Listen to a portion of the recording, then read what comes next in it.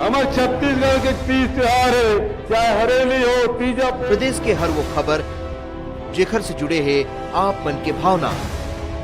जतका गौठान बनारी से वो सब पहला बारिश में ध्वस्त हो गए। न भूसा है, न पैरा है, न चारा है। हर वो खबर जेखर से जुड़े है आप मन के उम्मीद। में अगर काम अच्छा नहीं हो रहा है तो मैं शायद पीछे रहूं, मैं उस विभाग में ना रहूं तो बेहतर काम हो। खबर के वो जम्मो सच जेखर से जुड़े है आप मन के एहसास। तो पहले अपने आप को, तो अपने घर को तो संभाल लो। जब किसान बैठे हैं तो उनसे मिलने की, उनसे बात करने की फुर्सत नहीं है। चुनी हुई सरकारों को हटाने के लिए षड्यंत्र रची जा रही है। खबर के आगाज ले अंजाम तक के सफर। मुझे लगता है भाजपा का नैतिक अधिकार नहीं है। क्या भाजपा राम केवल भाजपा के ही है? देखो खबर 36 आपके अपन चैनल न्यूज 36 में। वो सीट जिसने रमन सिंह की किस्मत बदल दी थी। रमन सिंह के अच्छे दिन लौट आए थे। क्या वही सीट अब पूर्व सीएम भूपेश बघेल के भी अच्छे दिन ला पाएगी? वो सीट बीजेपी का गढ़ बन गई। जी हां, राजनांदगांव, जिसे राजनीतिक एक्सपर्ट छत्तीसगढ़ बीजेपी का गांव भी कहते हैं। इस सीट पर अब छत्तीसगढ़ के पूर्व मुख्यमंत्री भूपेश बघेल लोकसभा के लिए मैदान में हैं। वैसे तो भूपेश बघेल एक बार सीएम बन चुके हैं, लेकिन इसी सीट से वो एक बार अपने अच्छे दिन की तलाश में हैं। 1998 में विधानसभा चुनाव हारने के बाद इसी सीट से लोकसभा चुनाव में मिली जीत ने रमन सिंह के अच्छे दिन वापस ला दिए थे। यह सीट कई कारणों से चर्चा में रही है। इसी सीट से बीजेपी सांसद प्रदीप गांधी ऑपरेशन दुर्योधन में संसद में सवाल पूछने के जवाब में पैसे मांगते हुए कैमरे में कैद हो गए थे। महुआ मोइत्रा की तरह उन्हें भी निष्कासित किया गया था। लेकिन इस सीट का इतिहास क्या है, मतदाताओं का लेखा जोखा क्या है, कौन कब कब यहाँ से जीता, इसे भी जानना बेहद जरूरी है। नमस्कार, मैं हूं नवीन और इस बार बात छत्तीसगढ़ की सबसे हॉट सीट राजनांदगांव की।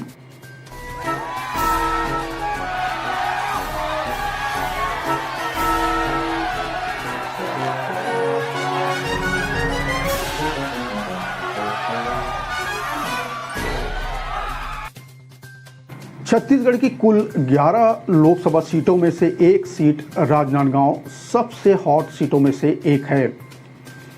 राजनांदगांव लोकसभा सीट साल 1957 में अस्तित्व में आई। यहां पहली बार हुए चुनाव में कांग्रेस प्रत्याशी खैरागढ़ रियासत के राजा वीरेंद्र बहादुर सिंह सांसद चुने गए। इस सीट पर साल 1957 से अब तक हुए 17 चुनावों में 9 बार कांग्रेस तो 8 बार जनता पार्टी और भाजपा ने जीत दर्ज की है। मामला लगभग 50-50 का ही है। यहां राज परिवार से दूर जाने के बाद 1999 के बाद कांग्रेस की वापसी नहीं हो पाई। इस बार बीजेपी ने संतोष पांडे को, कांग्रेस ने पूर्व सीएम भूपेश बघेल को मैदान में उतारा है।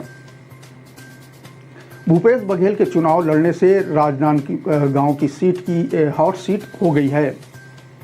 हालांकि खुद भूपेश बघेल कह चुके हैं कि वे पूरे छत्तीसगढ़ में पार्टी के लिए काम करना चाहते थे, लेकिन पार्टी ने जो फैसला लिया है उसके मुताबिक वो काम करेंगे। यानी कहीं न कहीं वे भी इस समय केंद्र की राजनीति में नहीं जाना चाहते थे, लेकिन पार्टी ने उन्हें दिल्ली बुलाने का फैसला या बोले तो मन बना लिया है। 1957 और 1962 में हुए 2 चुनाव में खैरागढ़ राज परिवार के राजा वीरेंद्र बहादुर सिंह ने कांग्रेस के टिकट पर जीत हासिल की थी। 1967 में कांग्रेस राज परिवार से ही पद्मावती देवी को टिकट दिया गया, जिन्हें भी यहाँ के मतदाताओं ने चुनकर दिल्ली यानी लोकसभा भेजा। बात करें 1971 के चुनाव में तो इंदिरा गांधी ने पद्मावती देवी की जगह मुंबई के बिजनेसमैन राम साहेब पांडे को यहां से मैदान में उतारा और उन्हें टिकट दिया। वहीं दूसरी तरफ टिकट नहीं मिलने से खफा पद्मावती देवी ने एनसीओ पार्टी के टिकट पर यहां से चुनाव लड़ा, लेकिन इंदिरा लहर के सामने वो टिक नहीं पाई और धराशायी हो गई। 1971 में चुनाव जीतने वाले राम साहेब पांडे को आपातकाल विरोधी लहर में पटकनी मिली। उन्हें जनता पार्टी के मदन तिवारी ने शिकस्त दी। 1980 और 1984 में एक बार फिर कांग्रेस ने राज परिवार पर भरोसा जताते हुए शिवेंद्र बहादुर सिंह को उम्मीदवार बनाया। दोनों ही चुनाव में मतदाताओं ने राज परिवार पर फिर भरोसा जताया। 1989 में शिवेंद्र बहादुर सिंह जीत की हैट्रिक से चूक गए। उन्हें बीजेपी के धर्मपाल सिंह गुप्ता ने पराजित किया। बात करें 1991 चुनाव की तो कांग्रेस ने एक बार फिर शिवेंद्र बहादुर सिंह पर ही भरोसा जताया और मतदाताओं ने उन्हें 2 साल के इंतजार के बाद यानी गैप के बाद फिर लोकसभा भेज दिया। 1996 लोकसभा चुनाव में शिवेंद्र सिंह ने 5वीं बार यहां से चुनाव लड़ा। वाजपेयी लहर में मतदाताओं ने राज परिवार के बजाय बीजेपी के अशोक वर्मा पर अपनी मुहर लगा दी। अगले 2 मध्यावधि चुनाव बेहद दिलचस्प रहे। पहले 1998 में कांग्रेस 2 बार के मुख्यमंत्री मोतीलाल वोरा पर दांव लगाया। सीनियर कांग्रेस लीडर ने इस चुनाव में बीजेपी के तत्कालीन सांसद अशोक वर्मा को 52,000 से ज़्यादा वोट के अंतर से पराजित कर दिया। 13 महीने की वाजपेयी सरकार गिरने के बाद 1999 में एक बार फिर चुनाव हुआ। ये चुनाव रमन सिंह के लिए लाइफ चेंजिंग मोमेंट बन गया। कुछ महीने पहले ही जो विधानसभा चुनाव हारने वाले रमन सिंह को पार्टी ने अपना उम्मीदवार बनाया। रमन सिंह के सामने कांग्रेस के कद्दावर नेता मोतीलाल वोरा थे, जिन्हें 26,000 से ज़्यादा वोटों से हराकर न केवल रमन सिंह लोकसभा पहुंचे बल्कि वाजपेयी सरकार में मंत्री भी बने। इसके बाद यह सीट कांग्रेस के हाथ से फिसल गई। 2007 में हुए लोकसभा उपचुनाव को छोड़कर हर चुनाव में यहां बीजेपी ने जीत हासिल की। बात करें 2004 में तो इंडिया साइनिंग भले ही नहीं चल पाया हो और देश में कांग्रेस की सरकार भले ही बनी हो, लेकिन राजनांदगांव में साइनिंग बीजेपी की ही रही। यानी बीजेपी के प्रदीप गांधी इस सीट से चुने गए। साल भर बाद ही प्रदीप गांधी कोबरा पोस्ट के स्टिंग में संसद में सवाल पूछने के मामले में रिश्वत लेते हुए कैमरे में कैद हो गए। इसके बाद प्रदीप गांधी सहित 11 सांसदों को निष्कासित किया गया, जिसमें बीजेपी के 6 सांसद भी थे। 2007 में हुए उपचुनाव में कांग्रेस ने एक बार फिर राज परिवार के देवराज सिंह पर दांव लगाया। बता दें कि राज परिवार से चुने गए वे 7वें सांसद थे। उन्होंने इस चुनाव में बीजेपी के लीलाराम भोजवानी को हराया था। 2009 में देश में एक बार फिर मनमोहन सिंह की सरकार बनी, लेकिन राजनांदगांव में फिर कमल खिल गया। इस बार बीजेपी के मधुसूदन यादव ने उस समय के मौजूदा सांसद यानी कांग्रेस के देवव्रत सिंह को करारी शिकस्त दी। उनकी जीत का अंतर करीब 1,20,000 वोट था। बीजेपी में मोदी लहर में भी साल 2014 और 2019 में उम्मीदवार बदलने का सिलसिला जारी रहा। 2014 में तत्कालीन सांसद मधुसूदन यादव का टिकट काटकर रमन सिंह के बेटे यानी अभिषेक सिंह को और 2019 में अभिषेक सिंह का टिकट काटकर संतोष पांडे को राजनांदगांव से उम्मीदवार बनाया गया। अभिषेक सिंह 2014 में कांग्रेस के कमलेश्वर वर्मा को 2,35,000 से ज़्यादा वोटों से हराया था, जबकि लोकसभा चुनाव 2019 में संतोष पांडे ने कांग्रेस के भोलाराम साहू को 1,11,000 वोट से करारी शिकस्त दी थी। राजनांदगांव लोकसभा क्षेत्र में अगर देखा जाए तो विधानसभा सीटों के हिसाब से कांग्रेस के लिए ये मजबूत सीट है। राजनांदगांव में ओबीसी की संख्या ज़्यादा है। भूपेश बघेल खुद ओबीसी वर्ग से आते हैं। भाजपा से ब्राह्मण कैंडिडेट और वर्तमान सांसद संतोष पांडे इस बार फिर मैदान में हैं। संतोष पांडे के लिए यह निश्चित रूप से भूपेश के उतरने से चुनौती जरूर बढ़ गई होगी। अब देखना यह है कि मोदी का चेहरा और राम का नाम संतोष पांडे के काम आएगा कि नहीं। संतोष पांडे एक अग्रेसिव लीडर के रूप में जाने जाते हैं। बस्तर में धर्मांतरण के मुद्दे पर भी उन्होंने मोर्चा संभाल रखा था, लेकिन राजनांदगांव में भूपेश बघेल के आने से उन्हें थोड़ी परेशानी तो जरूर हो सकती है। दूसरी तरफ नजर डालें, राजनांदगांव से ही पूर्व मुख्यमंत्री डॉक्टर रमन सिंह भी विधायक हैं। डॉक्टर रमन सिंह भी अपने बेटे अभिषेक सिंह को राजनांदगांव से चुनाव लड़वाना चाहते थे, लेकिन पार्टी ने संदेश दिया कि परिवारवाद से दूरी बनानी होगी। डॉक्टर रमन सिंह बेहद लोकप्रिय चेहरा हैं, लेकिन बेटे को टिकट न मिलने के बाद उनके चेहरे की लोकप्रियता का कितना फायदा संतोष पांडे को मिल सकेगा, ये तो 4 जून को ही पता चलेगा। भूपेश बघेल का यह तीसरी बार लोकसभा चुनाव होगा। 2004 में उन्होंने दुर्ग और 2009 में उन्होंने रायपुर से भी लोकसभा सीट से अपना किस्मत आजमाया था। इन दोनों चुनाव में उन्हें हार का सामना करना पड़ा था। अब पार्टी ने उन्हें राजनांदगांव से प्रत्याशी बनाया है। यह सीट कांग्रेस के लिए हमेशा से मुश्किलों भरी रही है। पूर्व मुख्यमंत्री मोतीलाल वोरा के बाद से यहां कांग्रेस का कोई नेता चुनाव नहीं जीत पाया। भूपेश बघेल दुर्ग जिले की पाटन सीट से वर्तमान में विधायक हैं। भाजपा ने जो विधानसभा में उनके खिलाफ दुर्ग सांसद विजय बघेल को उतारा था, लेकिन भूपेश बघेल ने विजय बघेल को मात दे दी थी। बात करें 2019 के चुनाव में राजनांदगांव सीट पर भाजपा प्रत्याशी संतोष पांडे ने ही जीत हासिल की थी। उन्होंने कांग्रेस प्रत्याशी भोलाराम साहू को 1,11,966 मतों से हराया था। बीजेपी के संतोष पांडे को 6,62,000 मत मिले थे, जबकि कांग्रेस के भोलाराम साहू को लगभग 5.5 लाख वोट मिले थे। वहीं बीएसपी की रविता ध्रुव 17,145 वोट हासिल कर तीसरे स्थान पर रही। जातिगत समीकरणों की बात की जाए तो राजनांदगांव लोकसभा सीट पर पिछड़ा वर्ग की आबादी अधिक है। यहां साहू समाज का दबदबा है। आदिवासी और लोधी समाज का भी वर्चस्व है। 26 जनवरी 1973 को दुर्ग से अलग होकर राजनांदगांव जिला अस्तित्व में आया था। तब इसमें कवर्धा भी शामिल था, जो अब अलग जिला बन चुका है।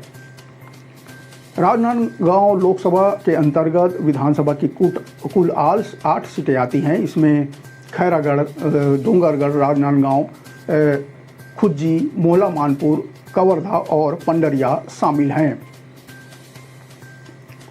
खैरागढ़ राज परिवार के दम पर कांग्रेस का कभी यहां दबदबा रहा था। यहां से सांसद रही पद्मावती देवी ने अपने एक महल को संगीत विश्वविद्यालय के लिए दान दे दिया था।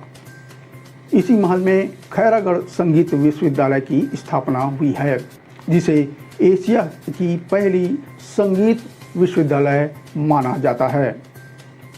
यह महल उनकी दिवंगत बेटी इंदिरा के नाम पर था। इंदिरा नाम की वजह से कुछ लोग इसे पूर्व प्रधानमंत्री इंदिरा गांधी से भी जोड़ते हैं, जबकि इस महल से उनका कोई सरोकार, कोई लेना देना नहीं था। कांग्रेस ने 9 बार और बीजेपी या जनता पार्टी 8 बार इस सीट पर जीत हासिल कर चुकी है। 1996 के बाद से अधिकांश चुनाव में बीजेपी को जीत मिलती रही है। खास बात यह है कि बीजेपी ने 1998 के बाद हर बार मौजूदा सांसद का टिकट काट दिया और किसी नए को यहाँ से मौका दिया। इस तरह एक भी बार उम्मीदवार रिपीट नहीं किया गया और हर बार एक नया उम्मीदवार यहाँ से जीतकर लोकसभा पहुंचा भी। इस लोकसभा सीट के तहत राजनांदगांव और कवर्धा 2 जिलों की 8 विधानसभा सीटें आती हैं। जो 2023 विधानसभा चुनाव में कांग्रेस ने राजनांदगांव जिले की 6 विधानसभा सीट में से 5 पर जीत हासिल की है, जबकि कवर्धा की दोनों सीटों पर बीजेपी ने कब्जा जमाया। राजनांदगांव जिले में बीजेपी के लिए एकमात्र सीट रमन सिंह ने जीती। करीब 18 लाख मतदाताओं वाले इस सीट पर सबसे ज़्यादा 4 लाख साहू समाज के वोटर हैं। इसके अलावा कुर्मी, यादव या अन्य मिलाकर करीब 10 लाख ओबीसी मतदाता राजनांदगांव लोकसभा क्षेत्र में हैं। हालांकि यहाँ के मतदाताओं ने कभी भी जातिगत आधार पर वोटिंग नहीं की है। राजनांदगांव सीट में बीजेपी की तरफ से हर बार उम्मीदवार बदलने की परंपरा रही, पर इस चुनाव में यह परंपरा भी टूट गई। बीजेपी ने पिछले बार के संतोष पांडे को ही मैदान में उतारा है, तो उधर कांग्रेस भूपेश बघेल पर दांव खेल चुकी है। अब देखना यह है कि छत्तीसगढ़ के इस हॉट सीट पर बैठने वाला बिग बॉस आखिर होगा कौन। इसके लिए हमें इंतजार करना होगा 4 जून का। आज बस इतना ही। अगले अंक में चलेंगे छत्तीसगढ़ के किसी दूसरे लोकसभा क्षेत्र की नब्ज टटोलने। मुझे दीजिए इजाजत। नमस्कार, जय जोहार।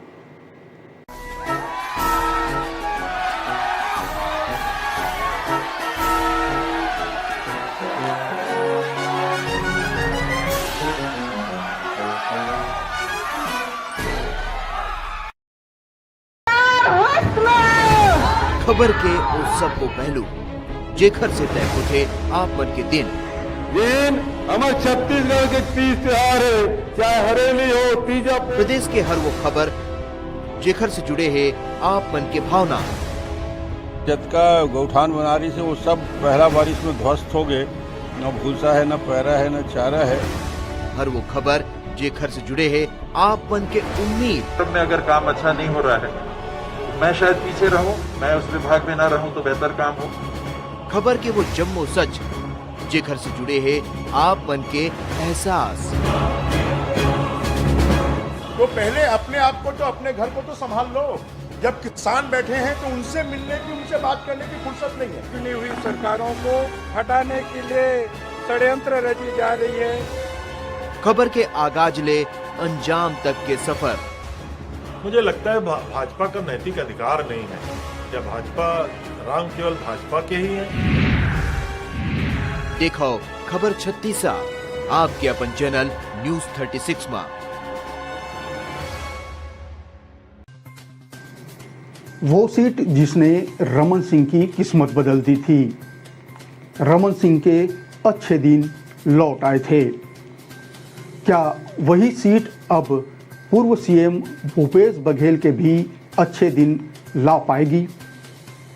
वो सीट बीजेपी का गढ़ बन गई। जी हाँ, राजनांदगांव, जिसे राजनीतिक एक्सपर्ट छत्तीसगढ़ बीजेपी का गांव भी कहते हैं।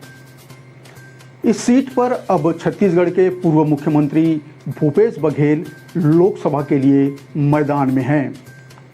वैसे तो भूपेश बघेल एक बार सीएम बन चुके हैं, लेकिन इसी सीट से वो एक बार अपने अच्छे दिन की तलाश में हैं। 1998 में विधानसभा चुनाव हारने के बाद इसी सीट से लोकसभा चुनाव में मिली जीत ने रमन सिंह के अच्छे दिन वापस ला दिए थे।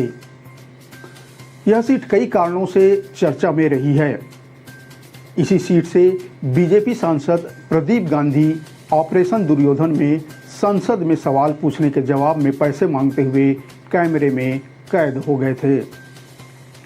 महुआ मोइत्रा की तरह उन्हें भी निष्कासित किया गया था। लेकिन इस सीट का इतिहास क्या है, मतदाताओं का लेखा जोखा क्या है, कौन कब कब यहाँ से जीता, इसे भी जानना बेहद जरूरी है। नमस्कार, मैं हूं नवीन और इस बार बात छत्तीसगढ़ की सबसे हॉट सीट राजनांदगांव की।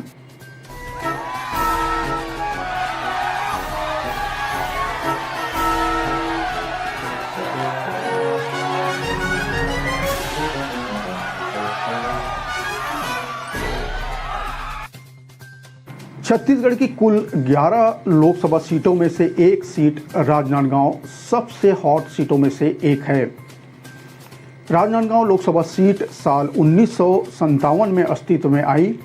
यहां पहली बार हुए चुनाव में कांग्रेस प्रत्याशी खैरागढ़ रियासत के राजा वीरेंद्र बहादुर सिंह सांसद चुने गए। इस सीट पर साल 1957 से अब तक हुए 17 चुनावों में 9 बार कांग्रेस तो 8 बार जनता पार्टी और भाजपा ने जीत दर्ज की है। मामला लगभग 50-50 का ही है। यहां राज परिवार से दूर जाने के बाद 1999 के बाद कांग्रेस की वापसी नहीं हो पाई। इस बार बीजेपी ने संतोष पांडे को, कांग्रेस ने पूर्व सीएम भूपेश बघेल को मैदान में उतारा है। भूपेश बघेल के चुनाव लड़ने से राजनांदगांव की सीट की हॉट सीट हो गई है। हालांकि खुद भूपेश बघेल कह चुके हैं कि वे पूरे छत्तीसगढ़ में पार्टी के लिए काम करना चाहते थे, लेकिन पार्टी ने जो फैसला लिया है उसके मुताबिक वो काम करेंगे।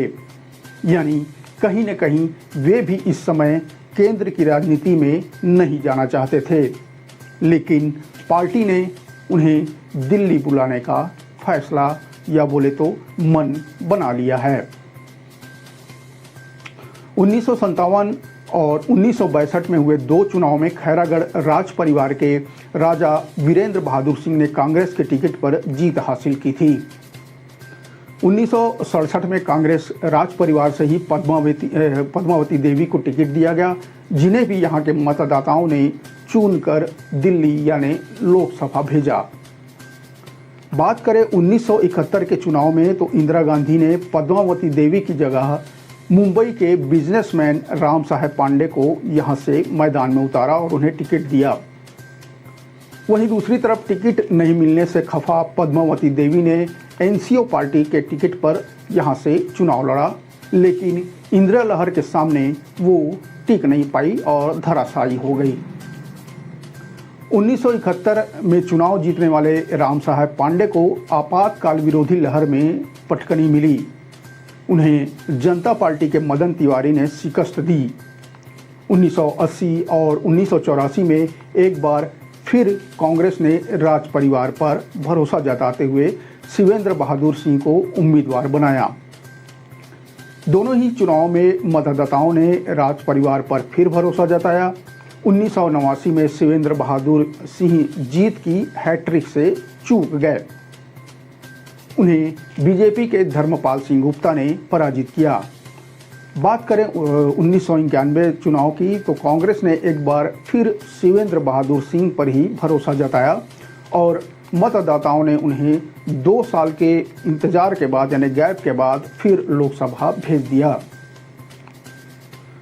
1996 लोकसभा चुनाव में शिवेंद्र सिंह ने 5वीं बार यहां से चुनाव लड़ा।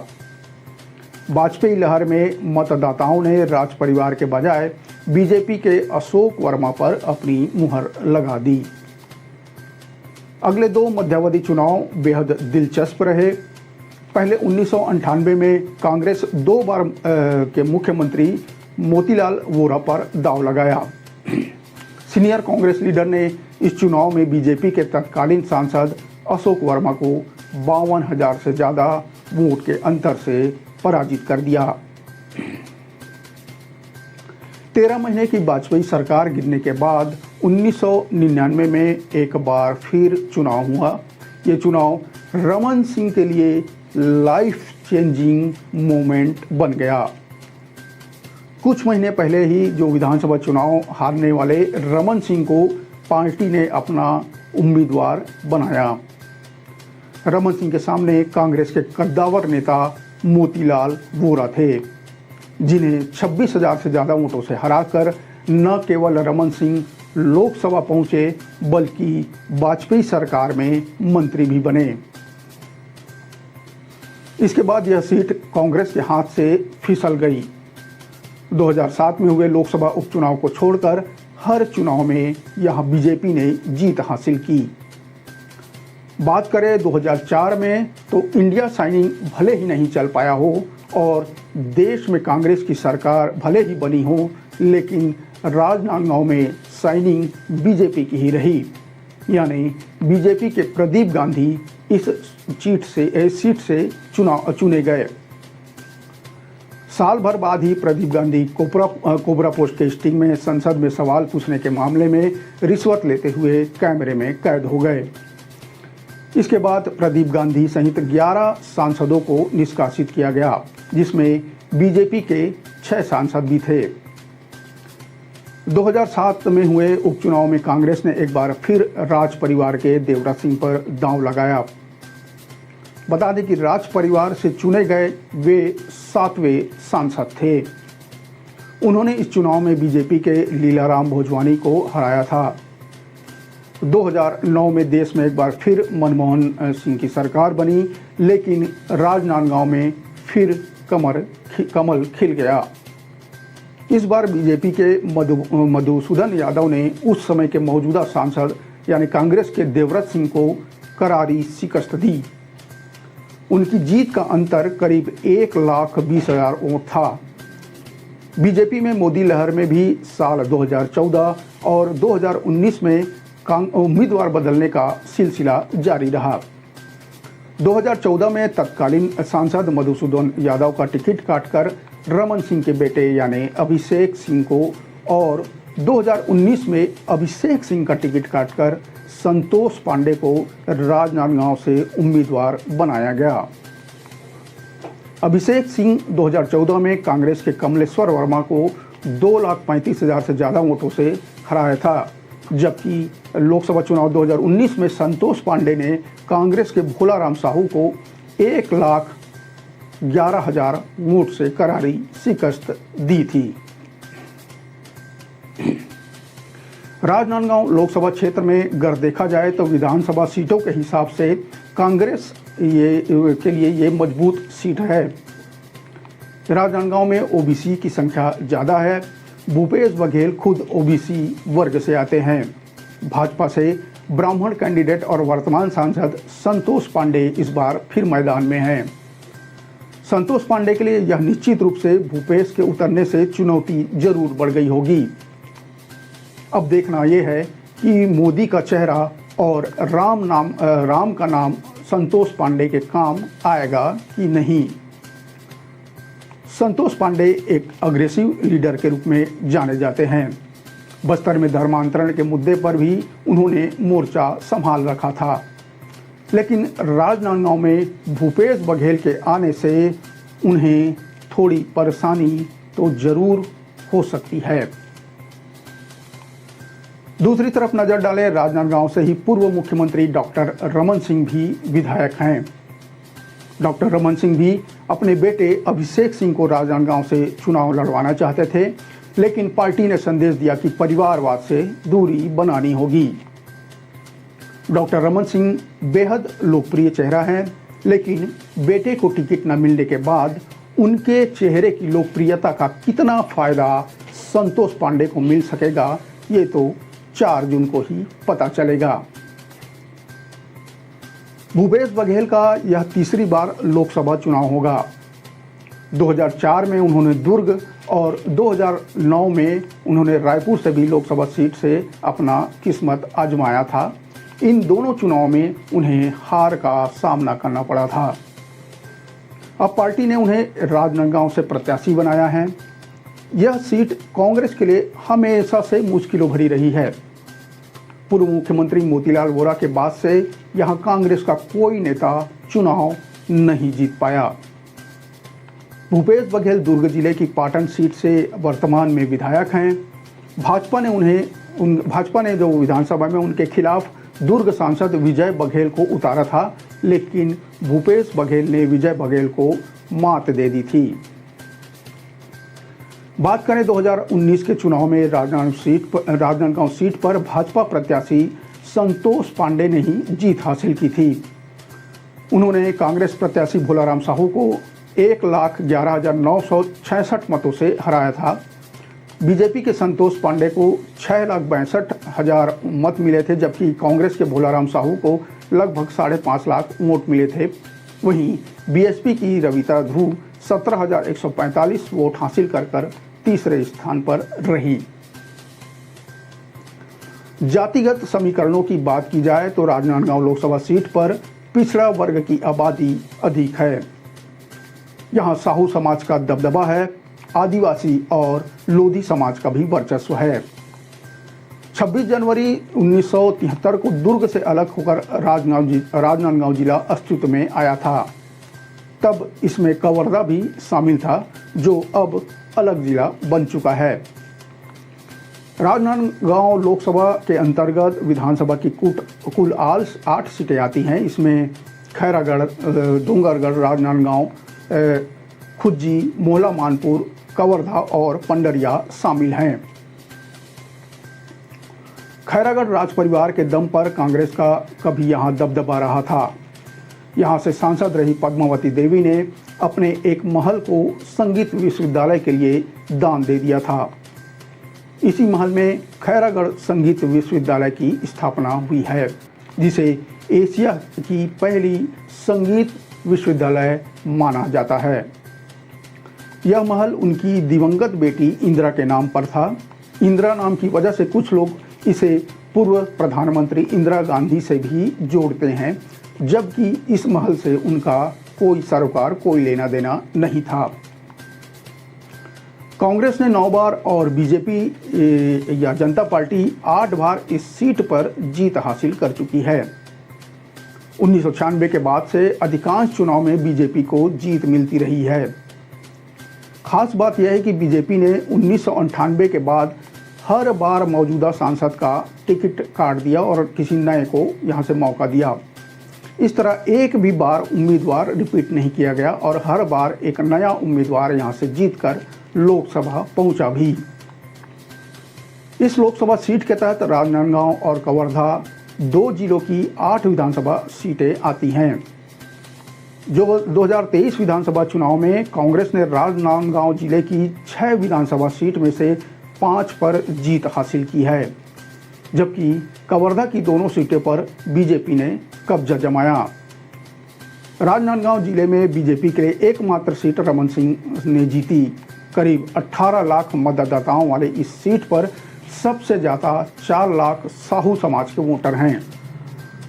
इसके अलावा कुर्मी, यादव या अन्य मिलाकर करीब 10 लाख ओबीसी मतदाता राजनांदगांव लोकसभा क्षेत्र में हैं। हालांकि यहां के मतदाताओं ने कभी भी जातिगत आधार पर वोटिंग नहीं की है।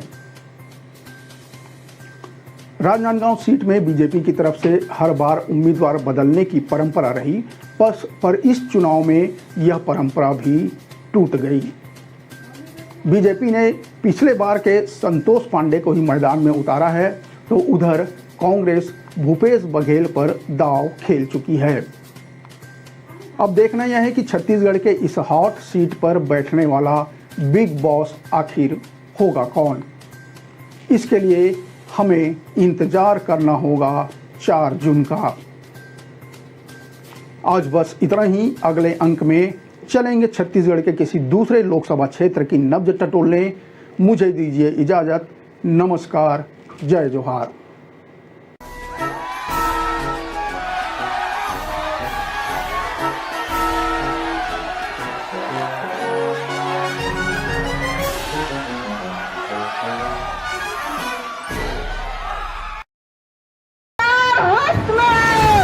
खबर के उस सब को पहलू जेखर से तय उठे आप मन के दिन हमारे छत्तीसगढ़ के तीज त्योहार है, चाहे हरेली हो, तीजा। प्रदेश के हर वो खबर जेखर से जुड़े हैं आप मन के भावना। जतका गौठान बना रही से वो सब पहला बारिश में ध्वस्त हो गए। न भूसा है, न पैरा है, न चारा है। हर वो खबर जेखर से जुड़े हैं आप मन के उम्मीद। में अगर काम अच्छा नहीं हो रहा है, मैं शायद पीछे रहूं, मैं उस विभाग में ना रहूं तो बेहतर काम हो। खबर के वो जम्मो सच जेकर से जुड़े हैं आप मन के एहसास। तो पहले अपने आप को तो अपने घर को तो संभाल लो। जब किसान बैठे हैं तो उनसे मिलने की, उनसे बात करने की फुर्सत नहीं है। चुनी हुई सरकारों को हटाने के लिए षड्यंत्र रची जा रही है। खबर के आगाज ले अंजाम तक के सफर। मुझे लगता है भाजपा का नैतिक अधिकार नहीं है। क्या भाजपा राम केवल भाजपा के ही है? देखो खबर 36 आपके अपन चैनल न्यूज 36 में। वो सीट जिसने रमन सिंह की किस्मत बदल दी थी। रमन सिंह के अच्छे दिन लौट आए थे। क्या वही सीट अब पूर्व सीएम भूपेश बघेल के भी अच्छे दिन ला पाएगी? वो सीट बीजेपी का गढ़ बन गई। जी हां, राजनांदगांव, जिसे राजनीतिक एक्सपर्ट छत्तीसगढ़ बीजेपी का गांव भी कहते हैं। इस सीट पर अब छत्तीसगढ़ के पूर्व मुख्यमंत्री भूपेश बघेल लोकसभा के लिए मैदान में हैं। वैसे तो भूपेश बघेल एक बार सीएम बन चुके हैं, लेकिन इसी सीट से वो एक बार अपने अच्छे दिन की तलाश में हैं। 1998 में विधानसभा चुनाव हारने के बाद इसी सीट से लोकसभा चुनाव में मिली जीत ने रमन सिंह के अच्छे दिन वापस ला दिए थे। यह सीट कई कारणों से चर्चा में रही है। इसी सीट से बीजेपी सांसद प्रदीप गांधी ऑपरेशन दुर्योधन में संसद में सवाल पूछने के जवाब में पैसे मांगते हुए कैमरे में कैद हो गए थे। महुआ मोइत्रा की तरह उन्हें भी निष्कासित किया गया था। लेकिन इस सीट का इतिहास क्या है? मतदाताओं का लेखा जोखा क्या है? कौन कब कब यहाँ से जीता, इसे भी जानना बेहद जरूरी है। नमस्कार, मैं हूं नवीन और इस बार बात छत्तीसगढ़ की सबसे हॉट सीट राजनांदगांव की।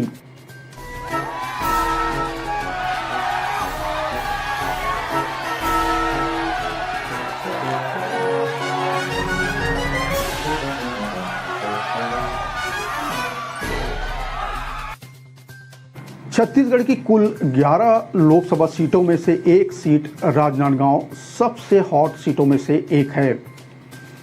राजनांदगांव लोकसभा सीट साल 1957 में अस्तित्व में आई। यहां पहली बार हुए चुनाव में कांग्रेस प्रत्याशी खैरागढ़ रियासत के राजा वीरेंद्र बहादुर सिंह सांसद चुने गए। इस सीट पर साल 1957 से अब तक हुए 17 चुनावों में 9 बार कांग्रेस तो 8 बार जनता पार्टी और भाजपा ने जीत दर्ज की है। मामला लगभग 50-50 का ही है। यहां राज परिवार से दूर जाने के बाद 1999 के बाद कांग्रेस की वापसी नहीं हो पाई। इस बार बीजेपी ने संतोष पांडे को, कांग्रेस ने पूर्व सीएम भूपेश बघेल को मैदान में उतारा है। भूपेश बघेल के चुनाव लड़ने से राजनांदगांव की सीट की हॉट सीट हो गई है। हालांकि खुद भूपेश बघेल कह चुके हैं कि वे पूरे छत्तीसगढ़ में पार्टी के लिए काम करना चाहते थे, लेकिन पार्टी ने जो फैसला लिया है उसके मुताबिक वो काम करेंगे। यानी कहीं न कहीं वे भी इस समय केंद्र की राजनीति में नहीं जाना चाहते थे, लेकिन पार्टी ने उन्हें दिल्ली बुलाने का फैसला या बोले तो मन बना लिया है। 1957 और 1962 में हुए 2 चुनाव में खैरागढ़ राज परिवार के राजा वीरेंद्र बहादुर सिंह ने कांग्रेस के टिकट पर जीत हासिल की थी। 1967 में कांग्रेस राज परिवार से ही पद्मावती देवी को टिकट दिया गया, जिन्हें भी यहाँ के मतदाताओं ने चुनकर दिल्ली यानी लोकसभा भेजा। बात करें 1971 के चुनाव में तो इंदिरा गांधी ने पद्मावती देवी की जगह मुंबई के बिजनेसमैन राम साहेब पांडे को यहां से मैदान में उतारा और उन्हें टिकट दिया। वहीं दूसरी तरफ टिकट नहीं मिलने से खफा पद्मावती देवी ने एनसीओ पार्टी के टिकट पर यहाँ से चुनाव लड़ा, लेकिन इंदिरा लहर के सामने वो टिक नहीं पाई और धराशायी हो गई। 1971 में चुनाव जीतने वाले राम साहब पांडे को आपातकाल विरोधी लहर में पटकनी मिली। उन्हें जनता पार्टी के मदन तिवारी ने शिकस्त दी। 1980 और 1984 में एक बार फिर कांग्रेस ने राज परिवार पर भरोसा जताते हुए शिवेंद्र बहादुर सिंह को उम्मीदवार बनाया। दोनों ही चुनाव में मतदाताओं ने राज परिवार पर फिर भरोसा जताया। 1989 में शिवेंद्र बहादुर सिंह जीत की हैट्रिक से चूक गए। उन्हें बीजेपी के धर्मपाल सिंह गुप्ता ने पराजित किया। बात करें 1991 चुनाव की, तो कांग्रेस ने एक बार फिर शिवेंद्र बहादुर सिंह पर ही भरोसा जताया और मतदाताओं ने उन्हें 2 साल के इंतजार के बाद यानी गैप के बाद फिर लोकसभा भेज दिया। 1996 लोकसभा चुनाव में शिवेंद्र सिंह ने 5वीं बार यहां से चुनाव लड़ा। वाजपेयी लहर में मतदाताओं ने राज परिवार के बजाय बीजेपी के अशोक वर्मा पर अपनी मुहर लगा दी। अगले 2 मध्यावधि चुनाव बेहद दिलचस्प रहे। पहले 1998 में कांग्रेस 2 बार के मुख्यमंत्री मोतीलाल वोरा पर दांव लगाया। सीनियर कांग्रेस लीडर ने इस चुनाव में बीजेपी के तत्कालीन सांसद अशोक वर्मा को 52,000 से ज़्यादा वोट के अंतर से पराजित कर दिया।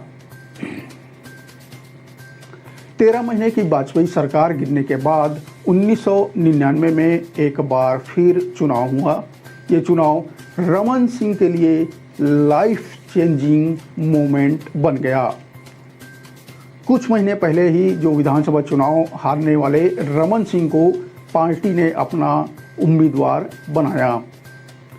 रमन सिंह के सामने कांग्रेस के कद्दावर नेता मोतीलाल वोरा थे, जिन्हें 26,000 से ज़्यादा वोटों से हराकर न केवल रमन सिंह लोकसभा पहुंचे बल्कि वाजपेयी सरकार में मंत्री भी बने। इसके बाद यह सीट कांग्रेस के हाथ से फिसल गई। 2007 में हुए लोकसभा उपचुनाव को छोड़कर हर चुनाव में यहां बीजेपी ने जीत हासिल की। बात करें 2004 में, तो इंडिया साइनिंग भले ही नहीं चल पाया हो और देश में कांग्रेस की सरकार भले ही बनी हो, लेकिन राजनांदगांव में साइनिंग बीजेपी की ही रही। यानी बीजेपी के प्रदीप गांधी इस सीट से चुने गए। साल भर बाद ही प्रदीप गांधी कोबरा पोस्ट के स्टिंग में संसद में सवाल पूछने के मामले में रिश्वत लेते हुए कैमरे में कैद हो गए। इसके बाद प्रदीप गांधी सहित 11 सांसदों को निष्कासित किया गया, जिसमें बीजेपी के 6 सांसद भी थे। 2007 में हुए उपचुनाव में कांग्रेस ने एक बार फिर राज परिवार के देवराज सिंह पर दांव लगाया। बता दें कि राज परिवार से चुने गए वे 7वें सांसद थे। उन्होंने इस चुनाव में बीजेपी के लीलाराम भोजवानी को हराया था। 2009 में देश में एक बार फिर मनमोहन सिंह की सरकार बनी, लेकिन राजनांदगांव में फिर कमल खिल गया। इस बार बीजेपी के मधुसूदन यादव ने उस समय के मौजूदा सांसद यानी कांग्रेस के देवव्रत सिंह को करारी शिकस्त दी। उनकी जीत का अंतर करीब 1,20,000 वोट था। बीजेपी में मोदी लहर में भी साल 2014 और 2019 में उम्मीदवार बदलने का सिलसिला जारी रहा। 2014 में तत्कालीन सांसद मधुसूदन यादव का टिकट काटकर रमन सिंह के बेटे यानी अभिषेक सिंह को और 2019 में अभिषेक सिंह का टिकट काटकर संतोष पांडे को राजनांदगांव से उम्मीदवार बनाया गया। अभिषेक सिंह 2014 में कांग्रेस के कमलेश्वर वर्मा को 2,35,000 से ज़्यादा वोटों से हराया था, जबकि लोकसभा चुनाव 2019 में संतोष पांडे ने कांग्रेस के भोलाराम साहू को 1,11,000 वोट से करारी शिकस्त दी थी। राजनांदगांव लोकसभा क्षेत्र में अगर देखा जाए तो विधानसभा सीटों के हिसाब से कांग्रेस के लिए ये मजबूत सीट है। राजनांदगांव में ओबीसी की संख्या ज़्यादा है। भूपेश बघेल खुद ओबीसी वर्ग से आते हैं। भाजपा से ब्राह्मण कैंडिडेट और वर्तमान सांसद संतोष पांडे इस बार फिर मैदान में हैं। संतोष पांडे के लिए यह निश्चित रूप से भूपेश के उतरने से चुनौती जरूर बढ़ गई होगी। अब देखना यह है कि मोदी का चेहरा और राम का नाम संतोष पांडे के काम आएगा कि नहीं। संतोष पांडे एक अग्रेसिव लीडर के रूप में जाने जाते हैं। बस्तर में धर्मांतरण के मुद्दे पर भी उन्होंने मोर्चा संभाल रखा था, लेकिन राजनांदगांव में भूपेश बघेल के आने से उन्हें थोड़ी परेशानी तो जरूर हो सकती है। दूसरी तरफ नजर डालें, राजनांदगांव से ही पूर्व मुख्यमंत्री डॉक्टर रमन सिंह भी विधायक हैं। डॉक्टर रमन सिंह भी अपने बेटे अभिषेक सिंह को राजनांदगांव से चुनाव लड़वाना चाहते थे, लेकिन पार्टी ने संदेश दिया कि परिवारवाद से दूरी बनानी होगी। डॉक्टर रमन सिंह बेहद लोकप्रिय चेहरा हैं, लेकिन बेटे को टिकट न मिलने के बाद उनके चेहरे की लोकप्रियता का कितना फायदा संतोष पांडे को मिल सकेगा, ये तो 4 जून को ही पता चलेगा। भूपेश बघेल का यह तीसरी बार लोकसभा चुनाव होगा। 2004 में उन्होंने दुर्ग और 2009 में उन्होंने रायपुर से भी लोकसभा सीट से अपना किस्मत आजमाया था। इन दोनों चुनाव में उन्हें हार का सामना करना पड़ा था। अब पार्टी ने उन्हें राजनांदगांव से प्रत्याशी बनाया है। यह सीट कांग्रेस के लिए हमेशा से मुश्किलों भरी रही है। पूर्व मुख्यमंत्री मोतीलाल वोरा के बाद से यहां कांग्रेस का कोई नेता चुनाव नहीं जीत पाया। भूपेश बघेल दुर्ग जिले की पाटन सीट से वर्तमान में विधायक हैं। भाजपा ने जो विधानसभा में उनके खिलाफ दुर्ग सांसद विजय बघेल को उतारा था, लेकिन भूपेश बघेल ने विजय बघेल को मात दे दी थी। बात करें 2019 के चुनाव में राजनांदगांव सीट पर भाजपा प्रत्याशी संतोष पांडे ने ही जीत हासिल की थी। उन्होंने कांग्रेस प्रत्याशी भोलाराम साहू को 1,11,966 मतों से हराया था। बीजेपी के संतोष पांडे को 6,62,000 मत मिले थे, जबकि कांग्रेस के भोलाराम साहू को लगभग 5.5 लाख वोट मिले थे।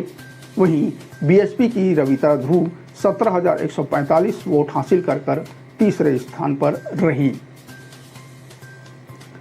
जातिगत समीकरणों की बात की जाए तो राजनांदगांव लोकसभा सीट पर पिछड़ा वर्ग की आबादी अधिक है। यहां साहू समाज का दबदबा है, आदिवासी और लोधी समाज का भी वर्चस्व है। 26 जनवरी 1973 को दुर्ग से अलग होकर राजनांदगांव जिला अस्तित्व में आया था। तब इसमें कवर्धा भी शामिल था, जो अब अलग जिला बन चुका है। राजनांदगांव लोकसभा के अंतर्गत विधानसभा की कुल 8 सीटें आती हैं। इसमें खैरागढ़, डोंगरगढ़, राजनांदगांव, खुज्जी, मोहला मानपुर, कवर्धा और पंडरिया शामिल हैं। खैरागढ़ राज परिवार के दम पर कांग्रेस का कभी यहां दबदबा रहा था। यहां से सांसद रही पद्मावती देवी ने अपने एक महल को संगीत विश्वविद्यालय के लिए दान दे दिया था।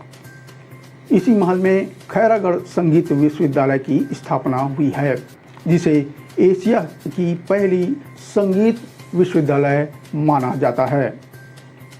यह महल उनकी दिवंगत बेटी इंदिरा के नाम पर था। इंदिरा नाम की वजह से कुछ लोग इसे पूर्व प्रधानमंत्री इंदिरा गांधी से भी जोड़ते हैं, जबकि इस महल से उनका कोई सरोकार, कोई लेना देना नहीं था। कांग्रेस ने 9 बार और बीजेपी या जनता पार्टी 8 बार इस सीट पर जीत हासिल कर चुकी है। 1996 के बाद से अधिकांश चुनाव में बीजेपी को जीत मिलती रही है। खास बात यह है कि बीजेपी ने 1998 के बाद हर बार मौजूदा सांसद का टिकट काट दिया और किसी नए को यहां से मौका दिया। इस तरह एक भी बार उम्मीदवार रिपीट नहीं किया गया और हर बार एक नया उम्मीदवार यहां से जीतकर लोकसभा पहुंचा भी। इस लोकसभा सीट के तहत राजनांदगांव और कवर्धा 2 जिलों की 8 विधानसभा सीटें आती हैं। जो 2023 विधानसभा चुनाव में कांग्रेस ने राजनांदगांव जिले की 6 विधानसभा सीट में से 5 पर जीत हासिल की है, जबकि कवर्धा की दोनों सीटों पर बीजेपी ने कब्जा जमाया। राजनांदगांव जिले में बीजेपी के लिए एकमात्र सीट रमन सिंह ने जीती। करीब 18 लाख मतदाताओं वाले इस सीट पर सबसे ज़्यादा 4 लाख साहू समाज के वोटर हैं। इसके अलावा कुर्मी, यादव या अन्य मिलाकर करीब 10 लाख ओबीसी मतदाता राजनांदगांव लोकसभा क्षेत्र में हैं। हालांकि यहां के मतदाताओं ने कभी भी जातिगत आधार पर वोटिंग नहीं की है। राजनांदगांव सीट में बीजेपी की तरफ से हर बार उम्मीदवार बदलने की परंपरा रही, पर इस चुनाव में यह परंपरा भी टूट गई। बीजेपी ने पिछले बार के संतोष पांडे को ही मैदान में उतारा है, तो उधर कांग्रेस भूपेश बघेल पर दांव खेल चुकी है। अब देखना यह है कि छत्तीसगढ़ के इस हॉट सीट पर बैठने वाला बिग बॉस आखिर होगा कौन। इसके लिए हमें इंतजार करना होगा 4 जून का। आज बस इतना ही। अगले अंक में चलेंगे छत्तीसगढ़ के किसी दूसरे लोकसभा क्षेत्र की नब्ज टटोलने। मुझे दीजिए इजाजत। नमस्कार, जय जोहार।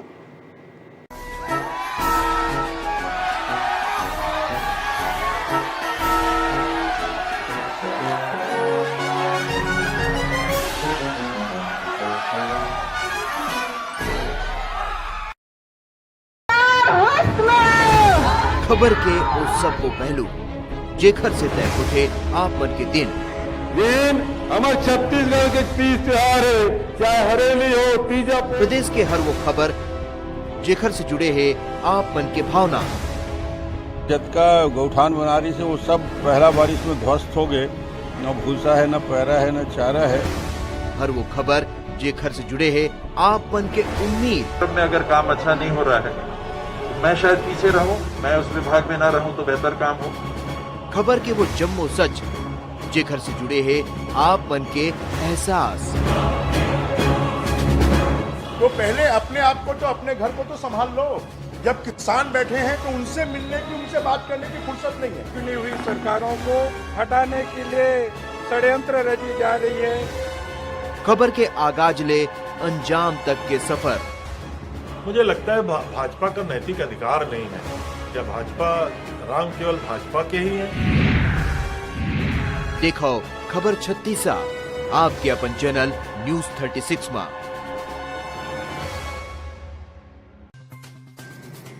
वो सीट जिसने रमन सिंह की किस्मत बदल दी थी। रमन सिंह के अच्छे दिन लौट आए थे। क्या वही सीट अब पूर्व सीएम भूपेश बघेल के भी अच्छे दिन ला पाएगी? वो सीट बीजेपी का गढ़ बन गई। जी हां, राजनांदगांव, जिसे राजनीतिक एक्सपर्ट छत्तीसगढ़ बीजेपी का गांव भी कहते हैं। इस सीट पर अब छत्तीसगढ़ के पूर्व मुख्यमंत्री भूपेश बघेल लोकसभा के लिए मैदान में हैं। वैसे तो भूपेश बघेल एक बार सीएम बन चुके हैं, लेकिन इसी सीट से वो एक बार अपने अच्छे दिन की तलाश में हैं। 1998 में विधानसभा चुनाव हारने के बाद इसी सीट से लोकसभा चुनाव में मिली जीत ने रमन सिंह के अच्छे दिन वापस ला दिए थे। यह सीट कई कारणों से चर्चा में रही है। इसी सीट से बीजेपी सांसद प्रदीप गांधी ऑपरेशन दुर्योधन में संसद में सवाल पूछने के जवाब में पैसे मांगते हुए कैमरे में कैद हो गए थे। महुआ मोइत्रा की तरह उन्हें भी निष्कासित किया गया था। लेकिन इस सीट का इतिहास क्या है? मतदाताओं का लेखा जोखा क्या है? कौन कब कब यहाँ से जीता, इसे भी जानना बेहद जरूरी है। नमस्कार, मैं हूं नवीन और इस बार बात छत्तीसगढ़ की सबसे हॉट सीट राजनांदगांव की।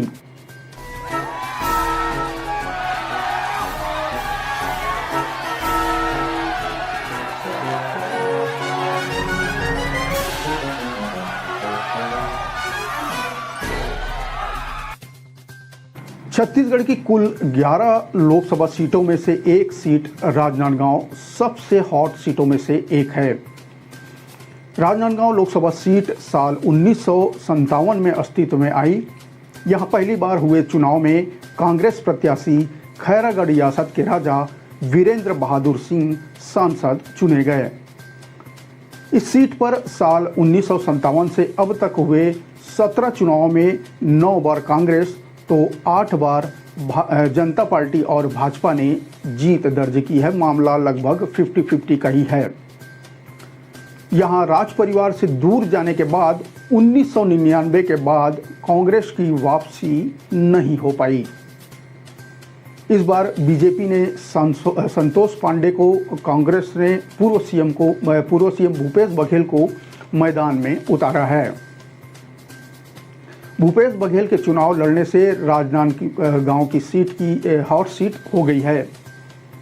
हालांकि खुद भूपेश बघेल कह चुके हैं कि वे पूरे छत्तीसगढ़ में पार्टी के लिए काम करना चाहते थे, लेकिन पार्टी ने जो फैसला दिया है उसके मुताबिक वो काम करेंगे। यानी कहीं न कहीं वे भी इस समय केंद्र की राजनीति में नहीं जाना चाहते थे, लेकिन पार्टी ने उन्हें दिल्ली बुलाने का फैसला या बोले तो मन बना लिया है। 1957 और 1962 में हुए 2 चुनाव में खैरागढ़ राज परिवार के राजा वीरेंद्र बहादुर सिंह ने कांग्रेस के टिकट पर जीत हासिल की थी। 1967 में कांग्रेस राज परिवार से ही पद्मावती देवी को टिकट दिया गया, जिन्हें भी यहां के मतदाताओं ने चुनकर दिल्ली यानी लोकसभा भेजा। बात करें 1971 के चुनाव में तो इंदिरा गांधी ने पद्मावती देवी की जगह मुंबई के बिजनेसमैन राम साहेब पांडे को यहां से मैदान में उतारा और उन्हें टिकट दिया। वहीं दूसरी तरफ टिकट नहीं मिलने से खफा पद्मावती देवी ने एनसीओ पार्टी के टिकट पर यहां से चुनाव लड़ा, लेकिन इंदिरा लहर के सामने वो टिक नहीं पाई और धराशायी हो गई। 1971 में चुनाव जीतने वाले राम साहेब पांडे को आपातकाल विरोधी लहर में पटकनी मिली। उन्हें जनता पार्टी के मदन तिवारी ने शिकस्त दी। 1980 और 1984 में एक बार फिर कांग्रेस ने राज परिवार पर भरोसा जताते हुए शिवेंद्र बहादुर सिंह को उम्मीदवार बनाया। दोनों ही चुनाव में मतदाताओं ने राज परिवार पर फिर भरोसा जताया। 1989 में शिवेंद्र बहादुर सिंह जीत की हैट्रिक से चूक गए। उन्हें बीजेपी के धर्मपाल सिंह गुप्ता ने पराजित किया। बात करें 1991 चुनाव की तो कांग्रेस ने एक बार फिर शिवेंद्र बहादुर सिंह पर ही भरोसा जताया और मतदाताओं ने उन्हें 2 साल के इंतजार के बाद यानी गैप के बाद फिर लोकसभा भेज दिया। 1996 लोकसभा चुनाव में शिवेंद्र सिंह ने 5वीं बार यहां से चुनाव लड़ा। वाजपेयी लहर में मतदाताओं ने राज परिवार के बजाय बीजेपी के अशोक वर्मा पर अपनी मुहर लगा दी। अगले 2 मध्यावधि चुनाव बेहद दिलचस्प रहे। पहले 1998 में कांग्रेस 2 बार के मुख्यमंत्री मोतीलाल वोरा पर दांव लगाया। सीनियर कांग्रेस लीडर ने इस चुनाव में बीजेपी के तत्कालीन सांसद अशोक वर्मा को 52,000 से ज़्यादा वोट के अंतर से पराजित कर दिया। 13 महीने की वाजपेयी सरकार गिरने के बाद 1999 में एक बार फिर चुनाव हुआ।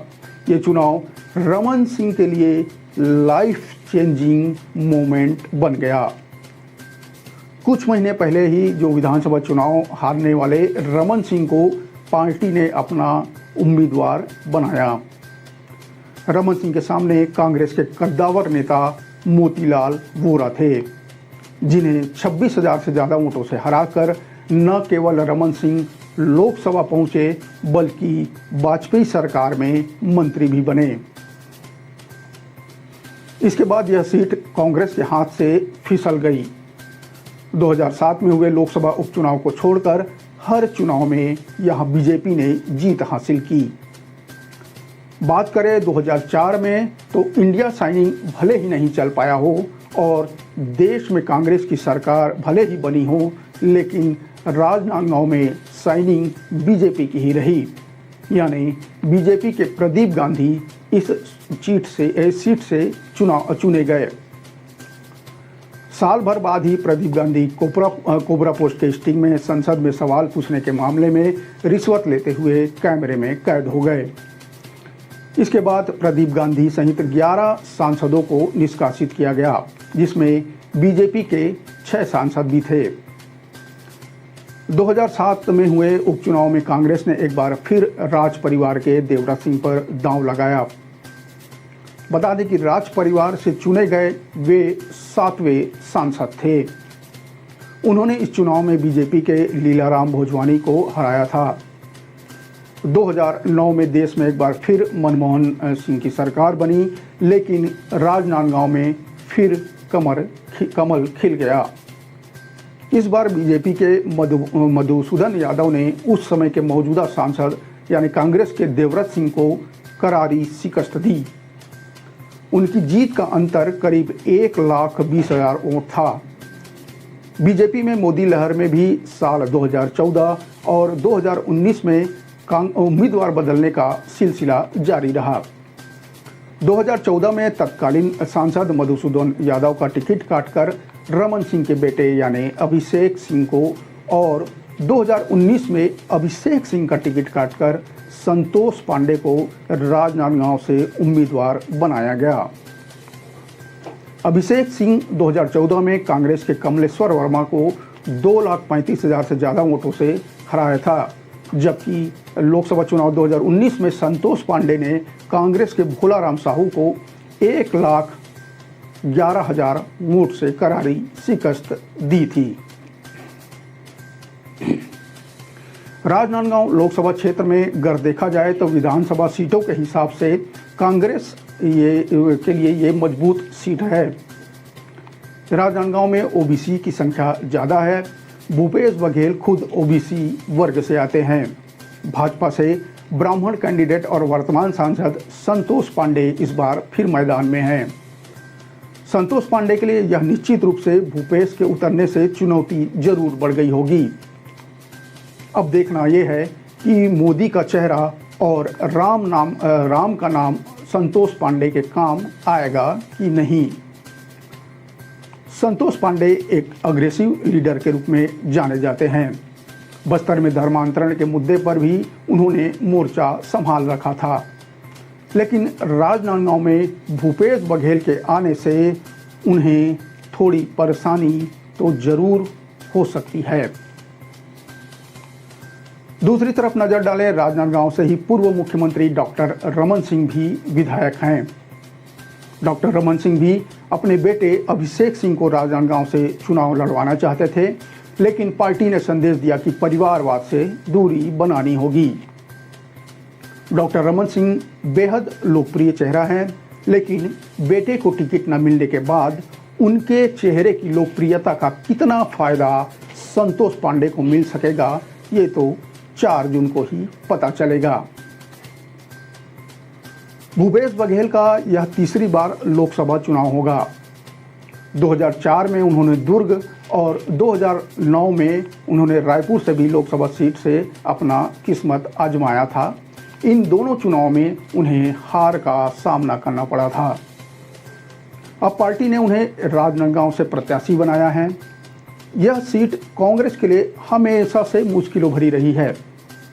पूर्व मुख्यमंत्री मोतीलाल वोरा के बाद से यहां कांग्रेस का कोई नेता चुनाव नहीं जीत पाया।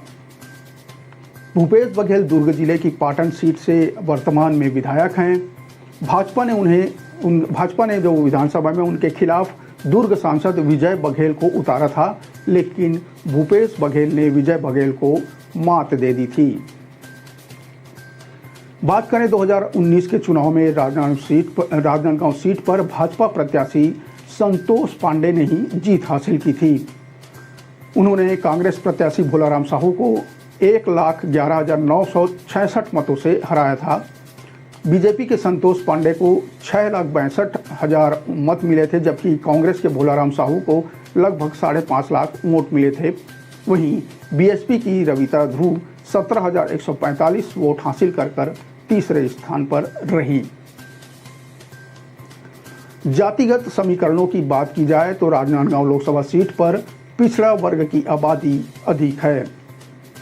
यहाँ साहू समाज का दबदबा है, आदिवासी और लोधी समाज का भी वर्चस्व है। 26 जनवरी 1973 को दुर्ग से अलग होकर राजनांदगांव जिला अस्तित्व में आया था। तब इसमें कवर्धा भी शामिल था, जो अब अलग जिला बन चुका है। राजनांदगांव लोकसभा के अंतर्गत विधानसभा की कुल 8 सीटें आती हैं। इसमें खैरागढ़, डोंगरगढ़, राजनांदगांव, खुज्जी, मोहला मानपुर, कवर्धा और पंडरिया शामिल हैं। खैरागढ़ राज परिवार के दम पर कांग्रेस का कभी यहाँ दबदबा रहा था।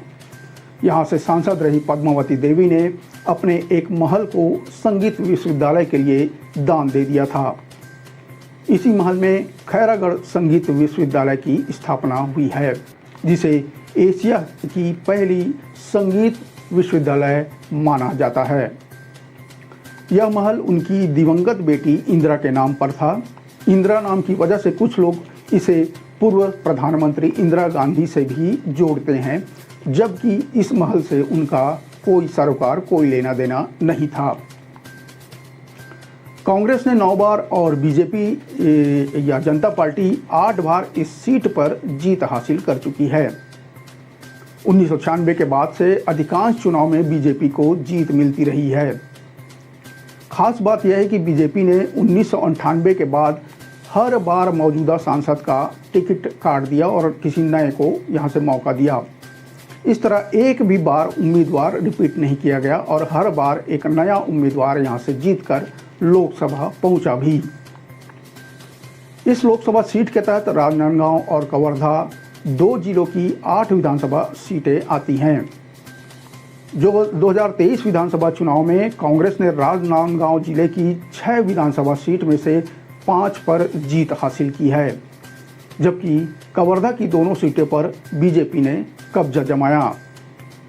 राजनांदगांव जिले में बीजेपी के लिए एकमात्र सीट रमन सिंह ने जीती। करीब 18 लाख मतदाताओं वाले इस सीट पर सबसे ज़्यादा 4 लाख साहू समाज के वोटर हैं।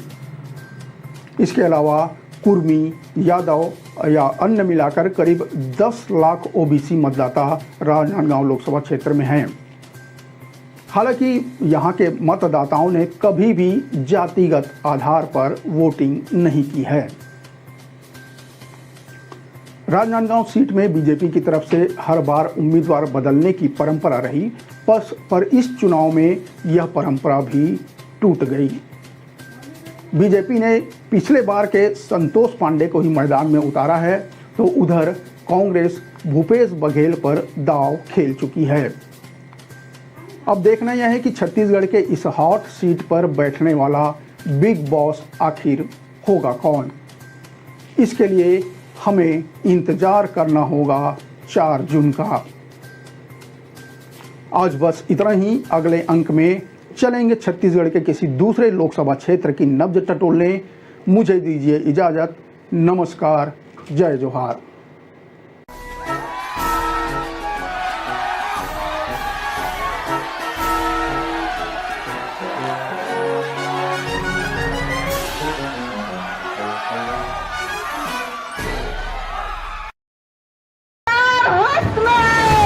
खबर के उस सब को पहलू जेखर से तय उठे आप मन के दिन हमारे छत्तीसगढ़ के तीज त्योहार है, चाहे हरेली हो, तीजा। प्रदेश के हर वो खबर जेखर से जुड़े हैं आप मन के भावना।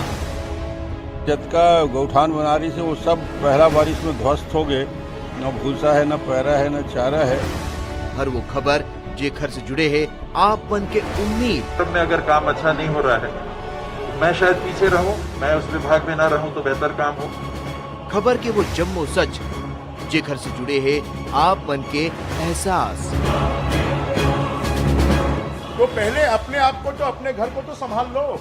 जब किसान बैठे हैं तो उनसे मिलने की, उनसे बात करने की फुर्सत नहीं है। चुनी हुई सरकारों को हटाने के लिए षड्यंत्र रची जा रही है।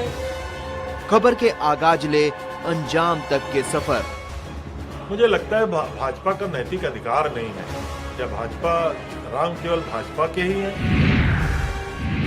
देखो खबर 36 आपके अपन चैनल न्यूज 36 में।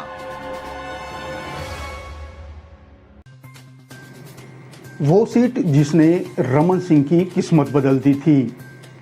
रमन सिंह के अच्छे दिन लौट आए थे। क्या वही सीट अब पूर्व सीएम भूपेश बघेल के भी अच्छे दिन ला पाएगी? वो सीट बीजेपी का गढ़ बन गई। जी हां, राजनांदगांव, जिसे राजनीतिक एक्सपर्ट छत्तीसगढ़ बीजेपी का गांव भी कहते हैं। इस सीट पर अब छत्तीसगढ़ के पूर्व मुख्यमंत्री भूपेश बघेल लोकसभा के लिए मैदान में हैं। वैसे तो भूपेश बघेल एक बार सीएम बन चुके हैं, लेकिन इसी सीट से वो एक बार अपने अच्छे दिन की तलाश में हैं। 1998 में विधानसभा चुनाव हारने के बाद इसी सीट से लोकसभा चुनाव में मिली जीत ने रमन सिंह के अच्छे दिन वापस ला दिए थे। यह सीट कई कारणों से चर्चा में रही है। इसी सीट से बीजेपी सांसद प्रदीप गांधी ऑपरेशन दुर्योधन में संसद में सवाल पूछने के जवाब में पैसे मांगते हुए कैमरे में कैद हो गए थे। महुआ मोइत्रा की तरह उन्हें भी निष्कासित किया गया था। लेकिन इस सीट का इतिहास क्या है, मतदाताओं का लेखा जोखा क्या है, कौन कब कब यहाँ से जीता, इसे भी जानना बेहद जरूरी है। नमस्कार, मैं हूं नवीन और इस बार बात छत्तीसगढ़ की सबसे हॉट सीट राजनांदगांव की।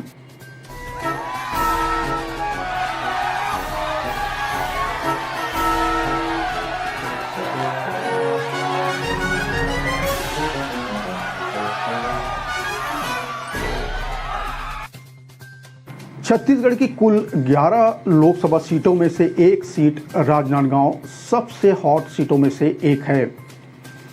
राजनांदगांव लोकसभा सीट साल 1957 में अस्तित्व में आई। यहां पहली बार हुए चुनाव में कांग्रेस प्रत्याशी खैरागढ़ रियासत के राजा वीरेंद्र बहादुर सिंह सांसद चुने गए। इस सीट पर साल 1957 से अब तक हुए 17 चुनावों में 9 बार कांग्रेस तो 8 बार जनता पार्टी और भाजपा ने जीत दर्ज की है। मामला लगभग 50-50 का ही है।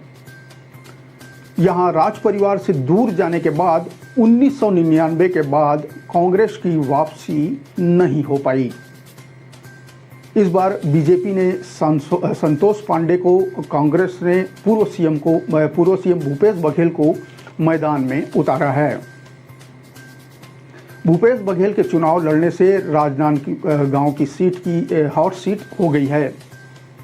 हालांकि खुद भूपेश बघेल कह चुके हैं कि वे पूरे छत्तीसगढ़ में पार्टी के लिए काम करना चाहते थे, लेकिन पार्टी ने जो फैसला लिया है उसके मुताबिक वो काम करेंगे।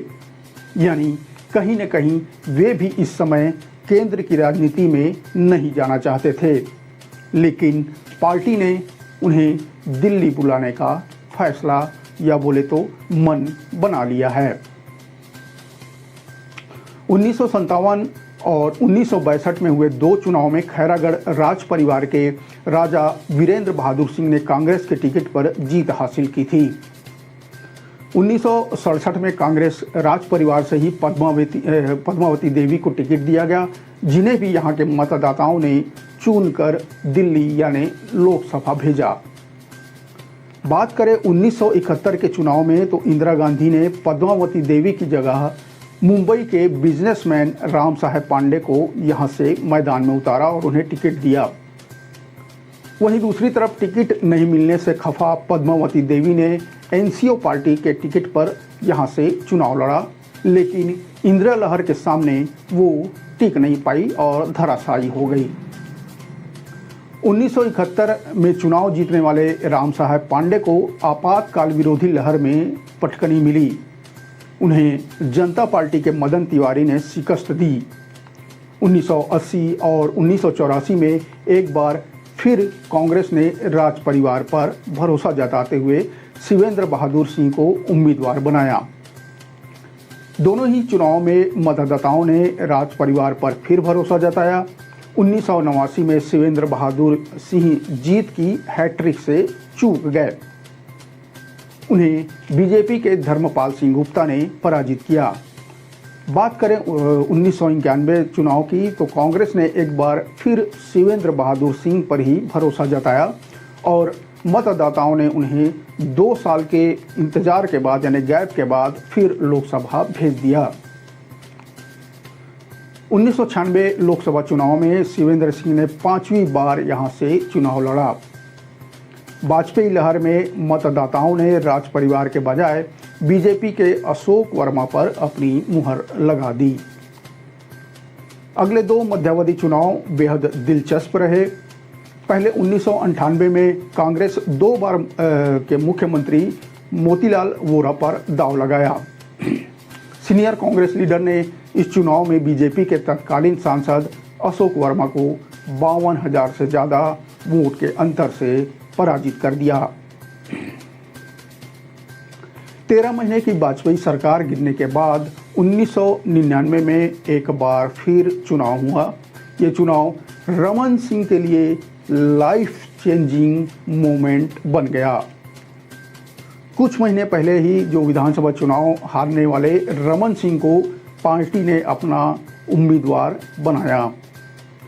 रमन सिंह के सामने कांग्रेस के कद्दावर नेता मोतीलाल वोरा थे, जिन्हें 26,000 से ज़्यादा वोटों से हराकर न केवल रमन सिंह लोकसभा पहुंचे बल्कि वाजपेयी सरकार में मंत्री भी बने। इसके बाद यह सीट कांग्रेस के हाथ से फिसल गई। 2007 में हुए लोकसभा उपचुनाव को छोड़कर हर चुनाव में यहां बीजेपी ने जीत हासिल की। बात करें 2004 में तो इंडिया साइनिंग भले ही नहीं चल पाया हो और देश में कांग्रेस की सरकार भले ही बनी हो, लेकिन राजनांदगांव में साइनिंग बीजेपी की ही रही। यानी बीजेपी के प्रदीप गांधी इस सीट से चुने गए। साल भर बाद ही प्रदीप गांधी कोबरा पोस्ट के स्टिंग में संसद में सवाल पूछने के मामले में रिश्वत लेते हुए कैमरे में कैद हो गए। इसके बाद प्रदीप गांधी सहित 11 सांसदों को निष्कासित किया गया, जिसमें बीजेपी के 6 सांसद भी थे। 2007 में हुए उपचुनाव में कांग्रेस ने एक बार फिर राज परिवार के देवराज सिंह पर दांव लगाया। बता दें कि राज परिवार से चुने गए वे 7वें सांसद थे। उन्होंने इस चुनाव में बीजेपी के लीलाराम भोजवानी को हराया था। 2009 में देश में एक बार फिर मनमोहन सिंह की सरकार बनी, लेकिन राजनांदगांव में फिर कमल खिल गया। इस बार बीजेपी के मधुसूदन यादव ने उस समय के मौजूदा सांसद यानी कांग्रेस के देवव्रत सिंह को करारी शिकस्त दी। उनकी जीत का अंतर करीब 1,20,000 वोट था। बीजेपी में मोदी लहर में भी साल 2014 और 2019 में उम्मीदवार बदलने का सिलसिला जारी रहा। 2014 में तत्कालीन सांसद मधुसूदन यादव का टिकट काटकर रमन सिंह के बेटे यानी अभिषेक सिंह को और 2019 में अभिषेक सिंह का टिकट काटकर संतोष पांडे को राजनांदगांव से उम्मीदवार बनाया गया। अभिषेक सिंह 2014 में कांग्रेस के कमलेश्वर वर्मा को 2,35,000 से ज़्यादा वोटों से हराया था, जबकि लोकसभा चुनाव 2019 में संतोष पांडे ने कांग्रेस के भोलाराम साहू को 1,11,000 वोट से करारी शिकस्त दी थी। राजनांदगांव लोकसभा क्षेत्र में अगर देखा जाए तो विधानसभा सीटों के हिसाब से कांग्रेस के लिए ये मजबूत सीट है। राजनांदगांव में ओबीसी की संख्या ज़्यादा है। भूपेश बघेल खुद ओबीसी वर्ग से आते हैं। भाजपा से ब्राह्मण कैंडिडेट और वर्तमान सांसद संतोष पांडे इस बार फिर मैदान में हैं। संतोष पांडे के लिए यह निश्चित रूप से भूपेश के उतरने से चुनौती जरूर बढ़ गई होगी। अब देखना यह है कि मोदी का चेहरा और राम का नाम संतोष पांडे के काम आएगा कि नहीं। संतोष पांडे एक अग्रेसिव लीडर के रूप में जाने जाते हैं। बस्तर में धर्मांतरण के मुद्दे पर भी उन्होंने मोर्चा संभाल रखा था। लेकिन राजनांदगांव में भूपेश बघेल के आने से उन्हें थोड़ी परेशानी तो जरूर हो सकती है। दूसरी तरफ नजर डालें, राजनांदगांव से ही पूर्व मुख्यमंत्री डॉक्टर रमन सिंह भी विधायक हैं। डॉक्टर रमन सिंह भी अपने बेटे अभिषेक सिंह को राजनांदगांव से चुनाव लड़वाना चाहते थे, लेकिन पार्टी ने संदेश दिया कि परिवारवाद से दूरी बनानी होगी। डॉक्टर रमन सिंह बेहद लोकप्रिय चेहरा हैं, लेकिन बेटे को टिकट न मिलने के बाद उनके चेहरे की लोकप्रियता का कितना फायदा संतोष पांडे को मिल सकेगा, ये तो 4 जून को ही पता चलेगा। भूपेश बघेल का यह तीसरी बार लोकसभा चुनाव होगा। 2004 में उन्होंने दुर्ग और 2009 में उन्होंने रायपुर से भी लोकसभा सीट से अपना किस्मत आजमाया था। इन दोनों चुनाव में उन्हें हार का सामना करना पड़ा था। अब पार्टी ने उन्हें राजनांदगांव से प्रत्याशी बनाया है। यह सीट कांग्रेस के लिए हमेशा से मुश्किलों भरी रही है। पूर्व मुख्यमंत्री मोतीलाल वोरा के बाद से यहां कांग्रेस का कोई नेता चुनाव नहीं जीत पाया। भूपेश बघेल दुर्ग जिले की पाटन सीट से वर्तमान में विधायक हैं। भाजपा ने जो विधानसभा में उनके खिलाफ दुर्ग सांसद विजय बघेल को उतारा था, लेकिन भूपेश बघेल ने विजय बघेल को मात दे दी थी।